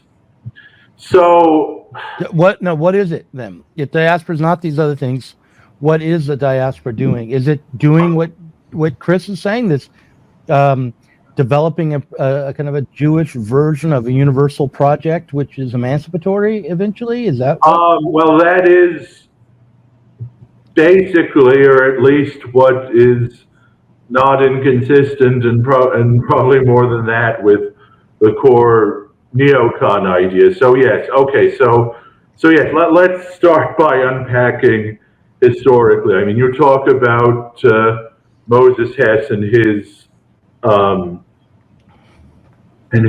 utopian notions that I mean, he was both it's a kind of proto-Zionist. He was both the first neocon and the first, I don't know if you want to say woke or intersectionalist necessarily, but he was but yes, he had this, there was this core utopian internationalist idea very much along the lines you described. Now, when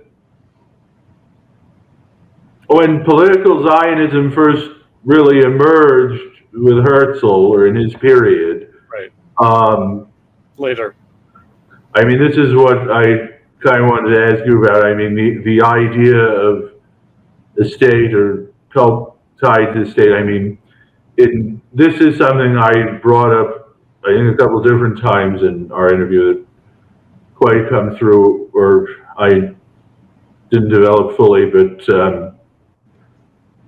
if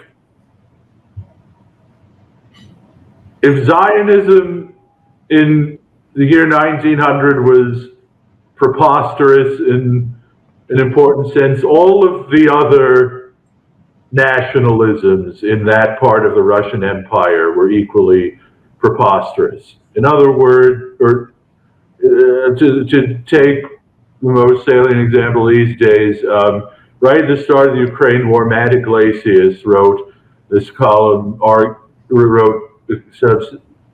were arguing about the only reason the Ukrainian language and cultural identity didn't go the way of Occitans and Burgundians was because Lenin intervened at exactly the right moment with his very distinct brand of revolutionary internationalism. And in my book on the Socialist Party, I quote Charny Vladik, one of the most beloved leaders of the Jewish labor movement, when Abraham Kahan first begins to be won over to Zionism, and And Vladik says, when I look at what's happening in Romania and Bulgaria and Latvia and Lithuania, I thank God we do not have the state of our own. Now, certainly after the Holocaust and even most of the history since then makes that look naive, if not foolish, or whatever. But if you think about it, really, that whole part of the world that Vladik was describing is on the brink of demographic implosion and possibly worse, as we've seen thus far in the Ukraine war. And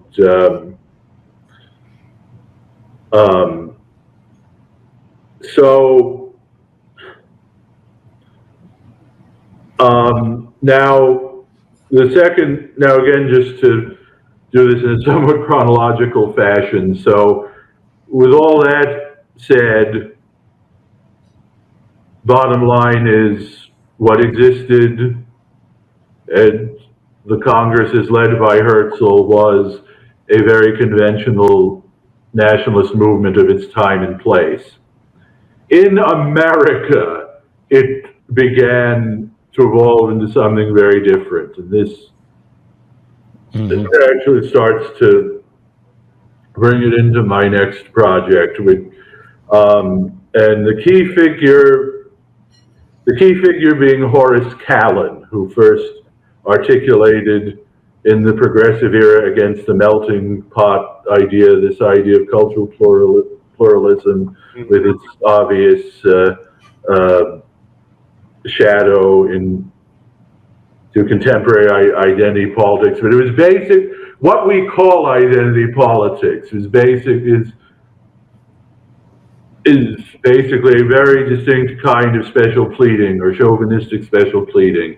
And that is what this very conventional nationalist movement before World War I was transformed into in Woodrow Wilson's America.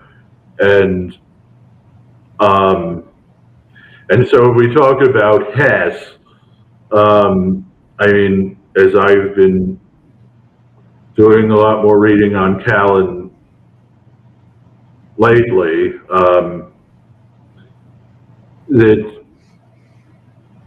I read him, I understand exactly who this is, a neurotic utopian control freak, but try to get my head around why was he so focused on, why was his fixation on this question of cultural pluralism, and why was this for that everything else was an extension of? And I think the answer is basically just that he read Moses Hess in college, and all an extension of that. Now, so to bring it back closer to the present, talk about neoconservatism, what I thought would have been in the trauma of the Trump years before the pandemic, and I suppose you would have to say also into the summer of 2020 about what is the conversation I could potentially have with a Zonier tablet that the 20th century articulation associated with Kallen, who did live into the mid-century, and I'll get to why that's significant, that is thinking that it is potentially common ground with certain right-wing Jews. Now, if you read my book on the Socialist Party or the American Exceptionalism book and talking about understanding neoconservatism as a heresy of the new left, the idea that military campaigning abroad is the path to fulfillment of the ideal at home, and the very hawkish Wilson, just hawkish Wilsonian conceit and just and sacred story imperial project around State of Israel. Now the reason I bring up Callan's later years, which are interesting and require nuance to comment on, but in some ways only make a lot of what I said before more damning. I mean, Callan was completely a creature of the progressive era and not of any later era. And just how much of a materialist, positivist, authoritarian, progressive worldview he had. He also, when I say neurotic utopian control freak, he died in 1974, but writing in the 50s of misgivings he had about Israel that were prophetic, but were also still very lived in a context, that there were the figures who my first book was about that he wouldn't abide by. And he, to put it very briefly and succinctly, he basically anticipated the progressive Zionist peace camp after 1967. And so when you talk about Hussein Ibish, and I refer to him as a hooer, and I mean, that makes sense that he was just a down the line PLO guy and needed, by the mid to late 2000s, another meal ticket. So that said,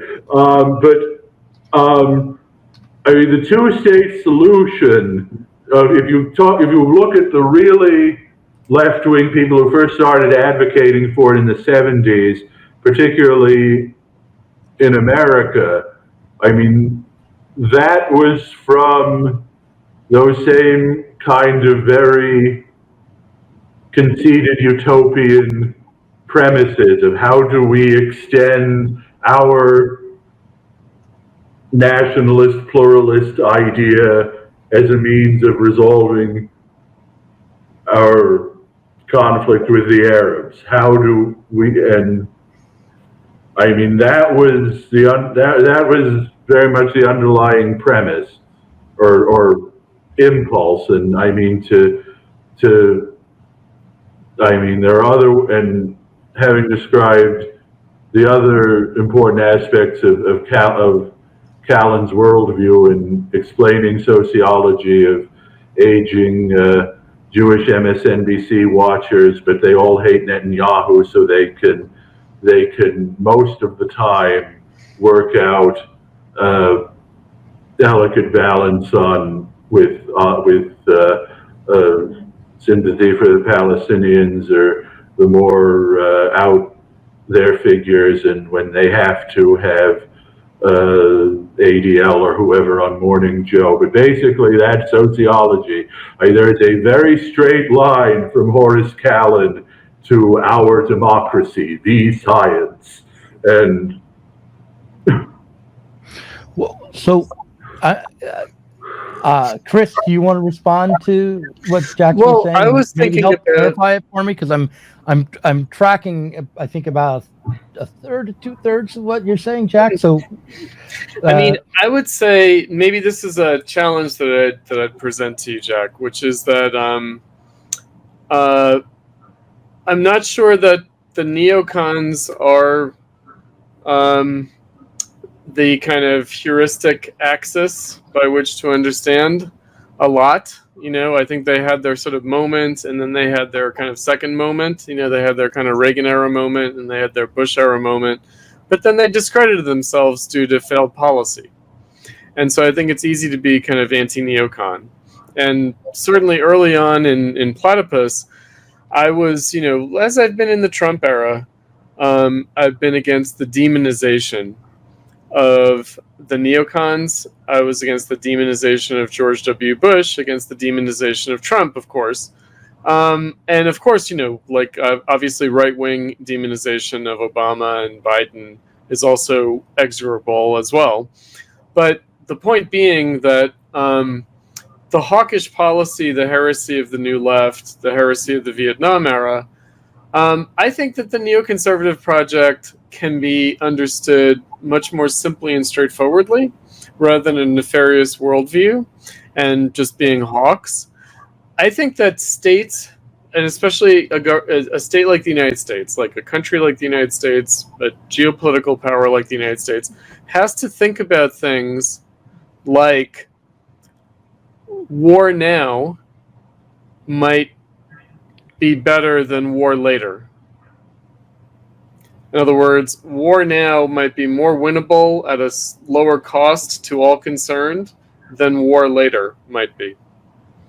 Meaning that the neocons probably had this idea, because I think that's something that's left out when thinking about, like, you criticized as part of this, I think, the kind of external enemy Iran. But Iran also makes Israel the external enemy.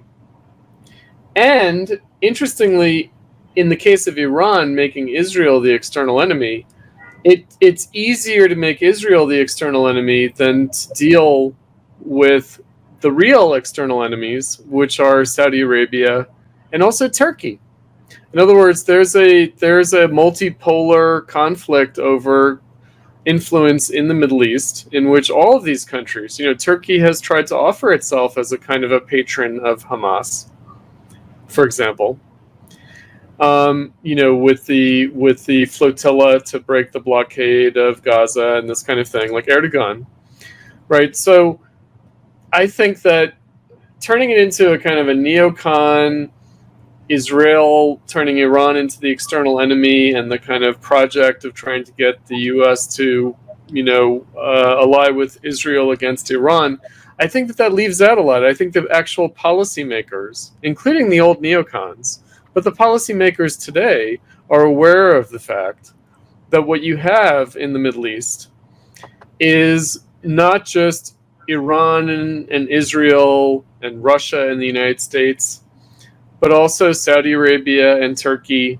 right? It's potentially a big mess, meaning that if the U.S. were to exit the scene, it still leaves in place all of those regional power conflicts, right? And that's where I would say, let's not demonize the neocons. Let's reduce it to the most salient point, which is that they had policy visions that may or may not have been wrong, but it's not like a demonic worldview that we need to extirpate at all costs, or we need to sort of like, purge from the system as much as possible because of all the bad effects that it had. And again, this is where me as an older generation person, I remember pre-neocon, and I think I've lived to the post-neocon world, right? And so I do think that the neocons dominated a certain moment for the millennials because it's the war on terror as a kind of a central experience. But I think it's now in the rear view historically, and it's also a discrete phenomenon. And I do remember that moment of the early 2000s where, because even like the Project for a New American Century is not identical with neoconservatism, for example, right? It had a lot of like realism backers. And I remember George Herbert Walker Bush, Brent Scowcroft, realists, right? Which very different from Reagan era neocons, Gene Kirkpatrick. So I just remember the changing fortunes of these things, and I don't really think all that much of them. In other words, I think that they are more, there's a menu of policies available to the United States, and they pick from that menu as they see fit, right? There are different opinions, different perspectives, different projects, but it's not like, okay, American policy went wrong when the neocons hijacked things. It's like they had their day, and they blew it, and they're done, And Trump represents that, right? Like I feel like Trump really represents the bankruptcy of the neocons in a very direct way, even more than the bankruptcy of neoliberal economics in many respects. Like that was his opportunity. I definitely agree with your last statement. I also Right. want to say that I certainly am not defending any of the other state actors in the Middle East. Oh, sure. I'm just reminding us of that, you know? But what I've been trying to get at is and follow both as we've been talking is what are the opportunities for the resolution of the conflict? You know, where are there positive developments? And one of the things that I one of the things that I could come back to encountered that. while I was hold on just a second. One of the things that I encountered that surprised me as we were talking was that the idea of post-Zionism was not a particularly hopeful notion, it turned out, or I thought that there was a consensus between the two of you that post-Zionism didn't hold. I don't agree with Joel Koval's perspective. I think he was a hysteric on that point. In other words, I think that, I was sort of appalled by his, the specter of, well, especially with like Eastern European Russian emigration to Israel, that somehow there was going to be a new kind of even more right-wing basis for the ideology of the Israeli state. And I thought, well, maybe not. But basically it was, I think, maybe an old man not wanting to deal with an unfamiliar situation. In other words, it can sometimes be as simple as that, which is that the Israeli-Palestinian conflict and the configuration of the Middle East made sense in a certain way in the time of Oslo and Camp David and that moment. And then as that moment fades into the background, people don't like the new situation, which right? Go ahead. I need to respond to Go ahead. to Chris's provocation and an extremely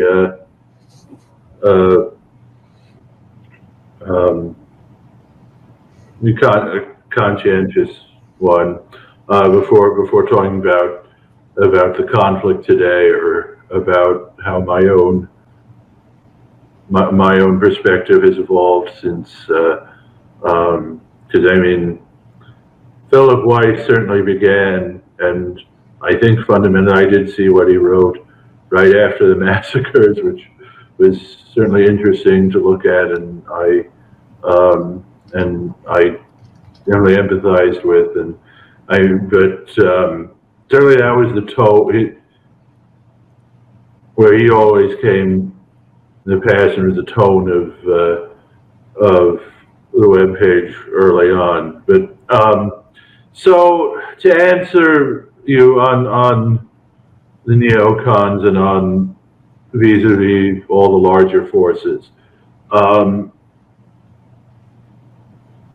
certainly yes, they are in the rearview mirror.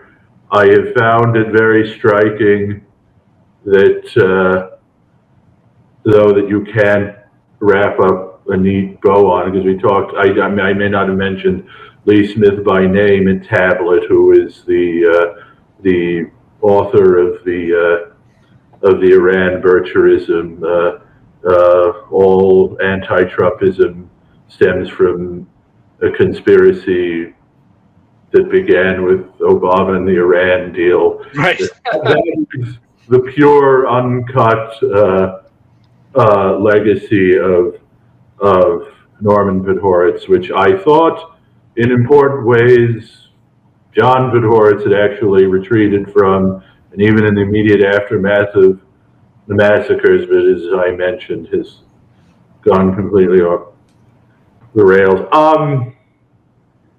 So, just to interject, that the tablet line is that it was the continuation of the war on terror in the Obama administration that set up the security mechanism that was then turned on Trump, and then if you want to throw in the deal with Iran, that would their dislike for that is, as Siegel would explain it, is based on how the United States takes this hegemonic position in the world and tries to set up all these different client states but it's not so much that Okay, so the Iranians are the responsible. overlap, or whatever the elements of truth are of overlap between those two things, and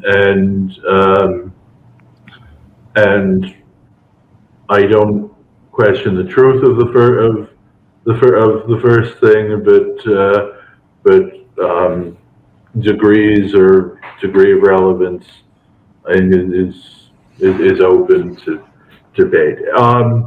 So I would guess neither of you would be familiar with the book that was published a few years ago by Shaul Magid on Meir Kahan, and I have methodological or tone criticisms of that book, or it really just the very just impressionistic culturalist over straightforward narrative that is so frustrating about even good academic scholarship nowadays. Basically, in a word, but the thesis of that book about Kahan as the unspeakable id of the American Jewish establishment after 1967.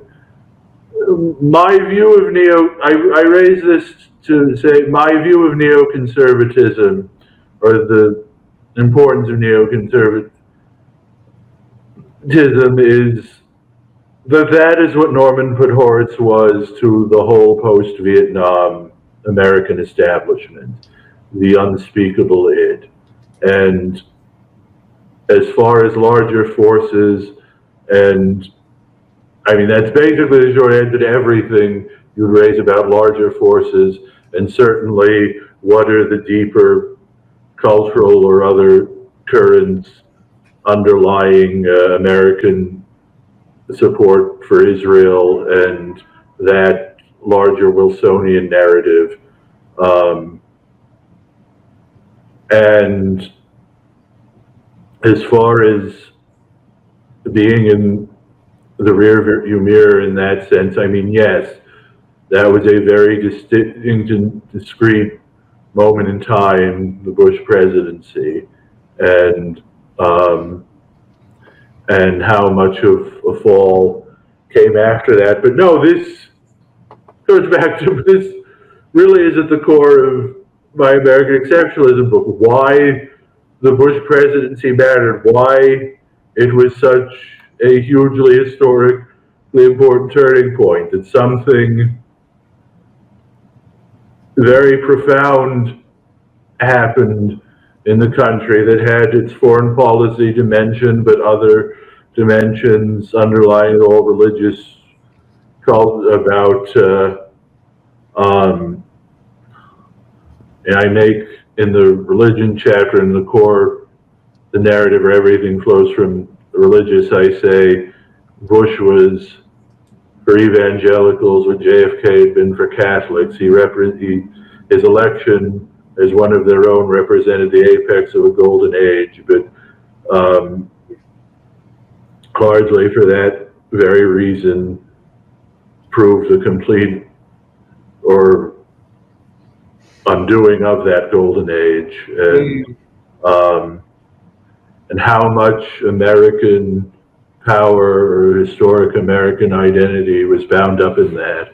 American exceptionalism, in a word, in a way that would not have been for American Catholics. There was also, I mean, also how evangelicals had displaced the main line, steep decline of religiosity generally since the Bush years, and how much from that. And so yes, the three pillars of American exceptionalism: religiosity, sense of mission abroad, neocon's war on terrorism, and the other, persistent upward social mobility.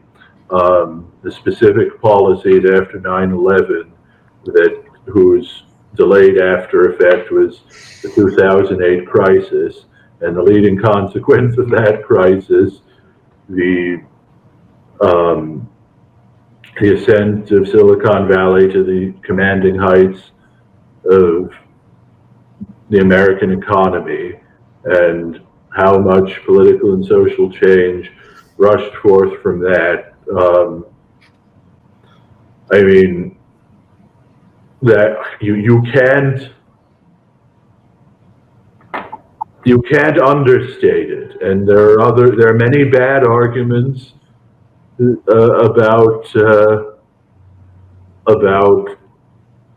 that take the narrative in a complete curve from there. I think of Spencer Ackerman, who gets that part basically right, but then says it all led to the white nationalist reaction of Trump, and I mean, may or may not exist. In other words, there may or may not be a white nationalist reaction at all. Well, no. Well, this is probably where we should pick up our next conversation. Everything. I mean, all polling suggests, with still several months to go into the election, everything about the coalition of the ascendant narrative is wrong. Everything we assumed about political realignment or the demographic future of the country after Obama is wrong. I have an observation. I'm not sure if it's going to be helpful, and I know we do need to close up, but I've been thinking about the Great Awakening.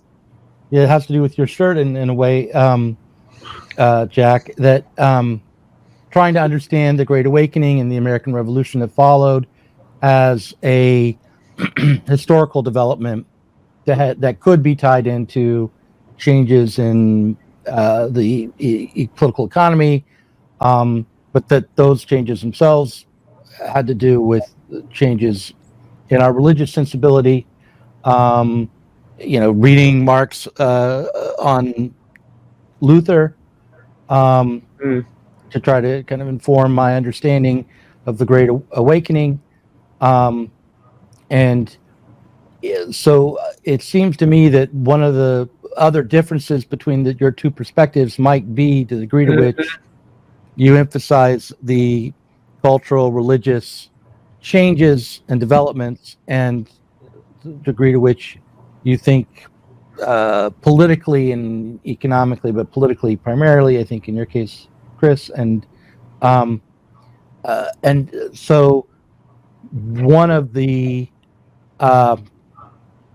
consequences of thinking the way that Chris does, specifically about the failure of the left and socialism and the regressive character of our times, would be to think that whatever was progressive in the Reformation of Christianity and the changes that people were going through in their self-conception that might have led to something like the American Revolution have then since then had a regressive character instead. And that's just something that occurred to me as I was listening to you both talk, and I was thinking about the different approaches you take to explaining the history of our politics. So when I'm looking for something like, Post-Zionism, I'm looking for a development in our character, whether it's global or just in Israel, that might be a positive development, that might not have that regressive character, that where we might find a place to stand. Am I being Pollyanna when I look in? Yeah. Well, when you bring up my shirt and the contextualization of it, which you say you're going to post from our last interview about the American Revolutionary tradition, I mean, that is, I mean, that there was certainly a dialectical relationship to the first awakening, which I guess was the Great Awakening, as opposed to the second.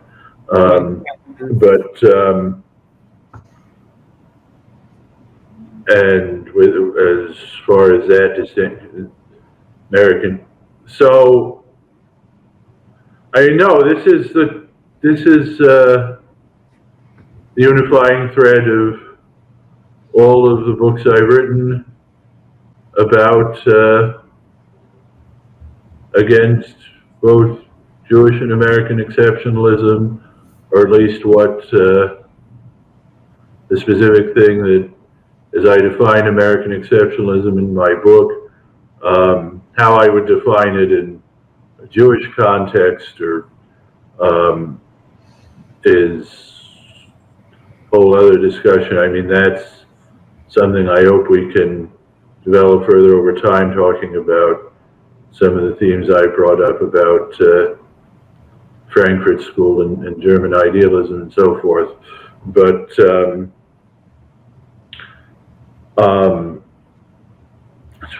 in the context of my book, talk about the distinction between the American creed and American exceptionalism. As far as, I mean, you asked earlier about Joel Koval or whatever overly idealistic view of, I mean, that's where I was in my 20s when I wrote Ramondo Weiss, and I wrote my first book. I mean, in that era, that was opposed against the two-state solution, which it was quickly becoming apparent, even if everyone is less in love with this binationalist idea, you can't go back. It was becoming clear you couldn't go back to two-state solution, which is what made things a lot more complicated. I mean, it was also clear enough by a certain point, a decade or more ago, that whatever it looks like in the end, it's not going to be South Africa, because for a number of reasons, what's happening in South Africa, but also the birth rate, the demographic picture is totally different. I mean, that is it. I can prepare. I could accept things being on better terms for the Israelis than it would have looked like during the Second Intifada, and I can accept, and more than that, I can accept certain very liberal means or outcomes. That doesn't mean there are ways Israel can compare the price. I mean, one thing, it does look like Arab militaries, and specifically the Egyptian military, will end up being responsible, or to a large extent responsible, for the security situation in Gaza after the war. I mean, my feeling is, can Egypt be massively bribed to absorb Gaza, and then you're only dealing with the West Bank, where if you watch film of the West Bank, they, to in no way diminish their lack of political freedom, they do have, it's a totally different world from Gaza. They have a very solid second world standard of living. And I mean, it should not be difficult to implement many of the post-Zionist measures that Yoram Hazony was and apparently Marty Peretz and Leon Wieseltier were so freaked out about 25 years ago when they were being talked about. If the Israelis still have full control of the military, and you basically have the demographic balance of the of those deep South states with the proportionally largest black population. I mean, I would say that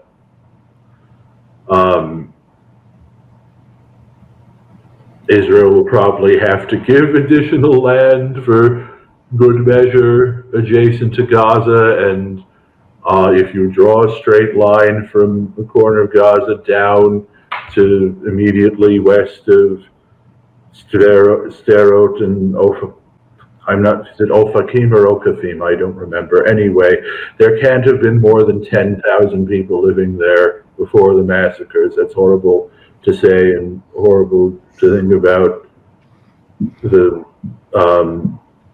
real implications of that. And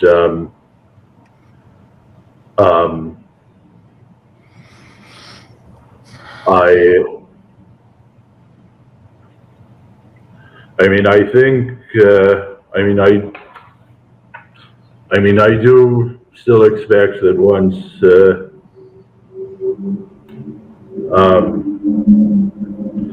Netanyahu is gone, that things will move very quickly. There's no way that you won't have whatever it looks like, whatever forms or political arrangements emerge, there's no way you won't have an accelerated version of what was happening before the massacres within Israeli society, and I mean the fact that balance of power has changed so dramatically between Hezbollah and the Houthis that that very non-ideal. I've said after the massacres that this is exactly what the South Africans feared happening and led them to negotiate. So, just so with that said, and you then consider Hezbollah, and for that matter, the Houthis, and of course the much bigger international picture. And there are also many ways. If there have smart, I forgot to mention, it should not be difficult to give Egypt the massive bribe it needs. Straight out of the Percy Shelley poem, this new capital that Sisi has been building, and between that and what was my point about the international. Well, I want to give Chris a chance to make a final statement on this, because we're coming up on 3 hours recording. Oh yeah, we should. So I would just say, I'm very cautious about any apocalyptic visions of what might happen. I think that not much is going to have changed after this war.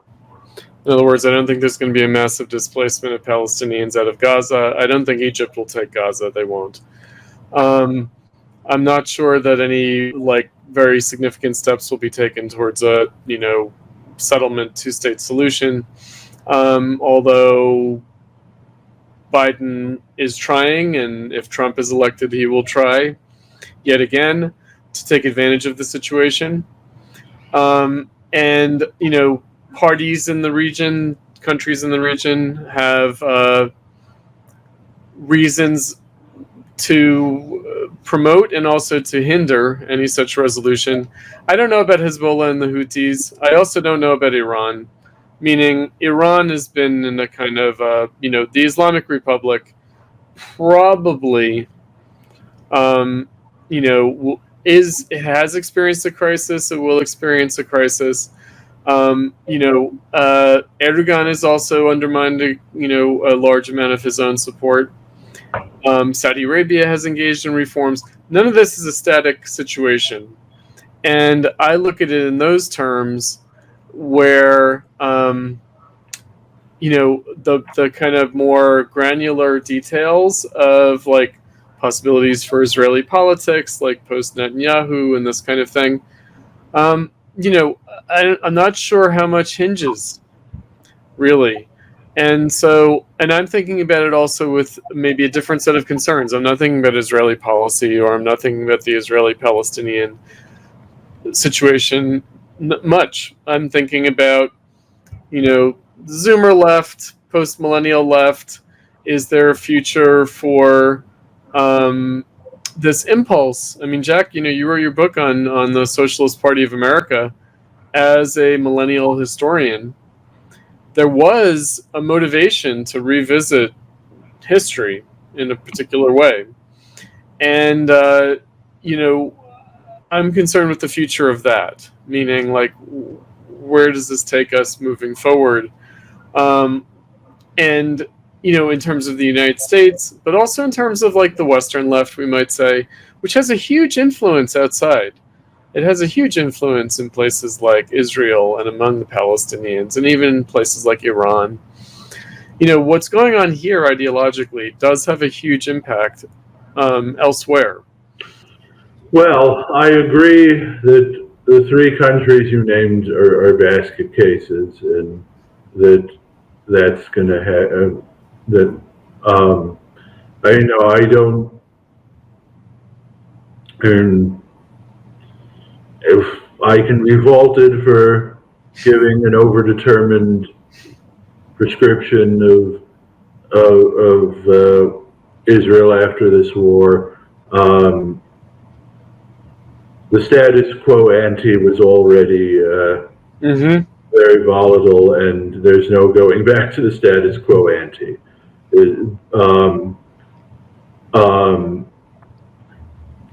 As far as the whole other subject you bring up, I mean, it's hard to say. I mean, when we were just signing on, we were talking about this primary here in New York yesterday about will a Democratic Corbyn moment after Biden be headed off? And I was starting to think that was much more of a possibility than the result last night would suggest, though I'm not sure how much. I mean, there are local factors there as well, and I think the much bigger story will be whether a Republican can win that seat. So I mean, we talk about it as the weatherman stage of the whole phenomenon of wokeness. What happened after the weathermen? I mean, one could argue, well, it's cyclical, that's how we're here now, but yeah. I mean, I mean, what really was, I mean,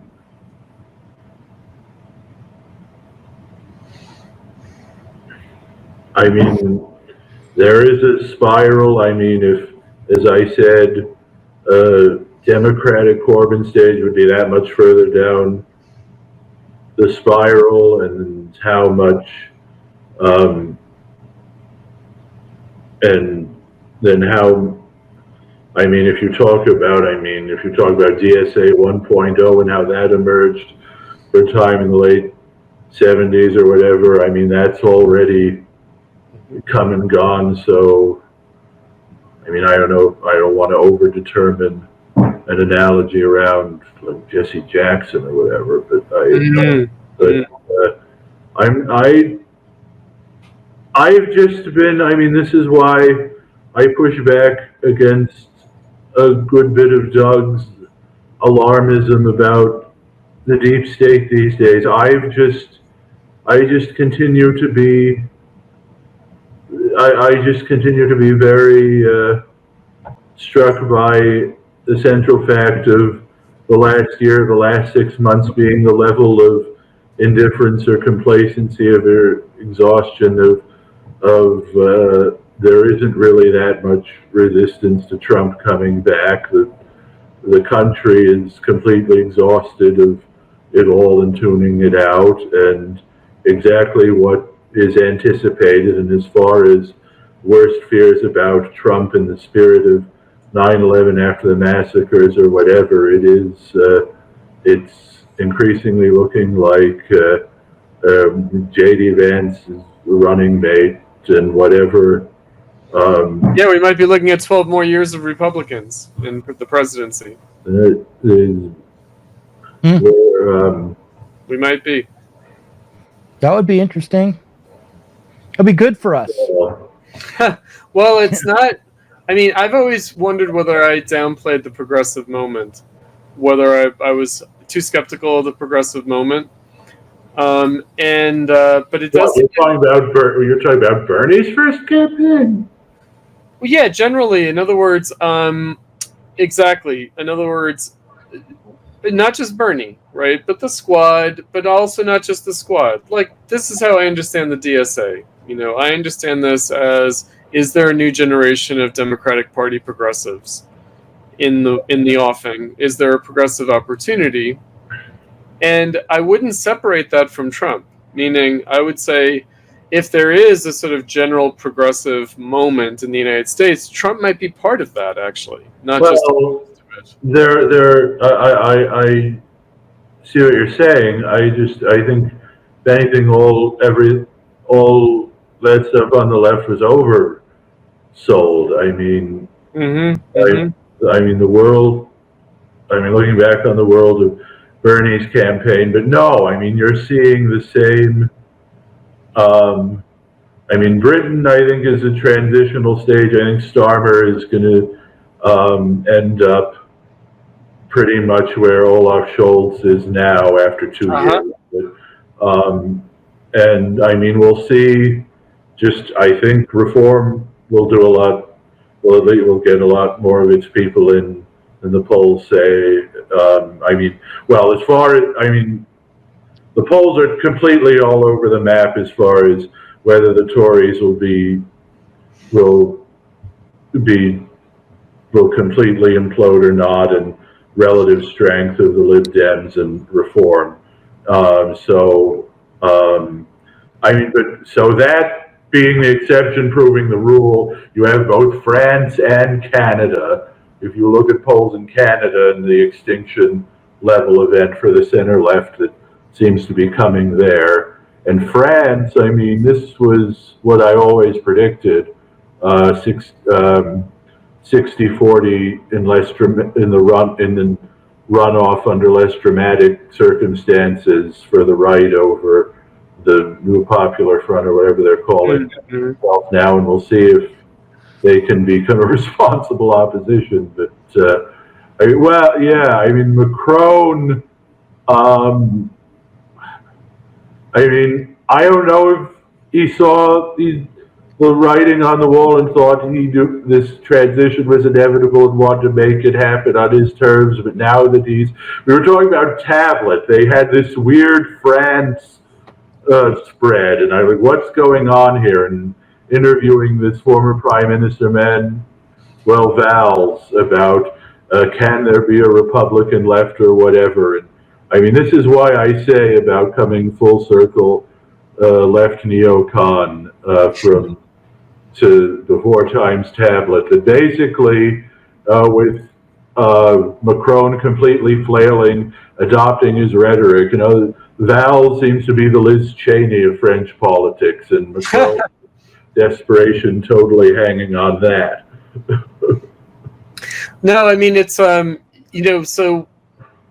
you're a historian. You've written several books now on history, and I think that I myself, believe it or not, even though I gained some notoriety for like why not Trump or something, and in that way, kind of, I don't know, predicting like Trump's election, I don't really do prognostication like that exactly, and I also think that political commentators, political thinkers, political historians,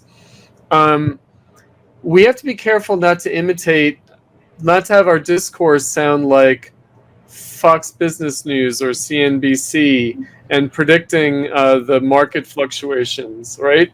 And so when we talk about like, are the Tories going to implode?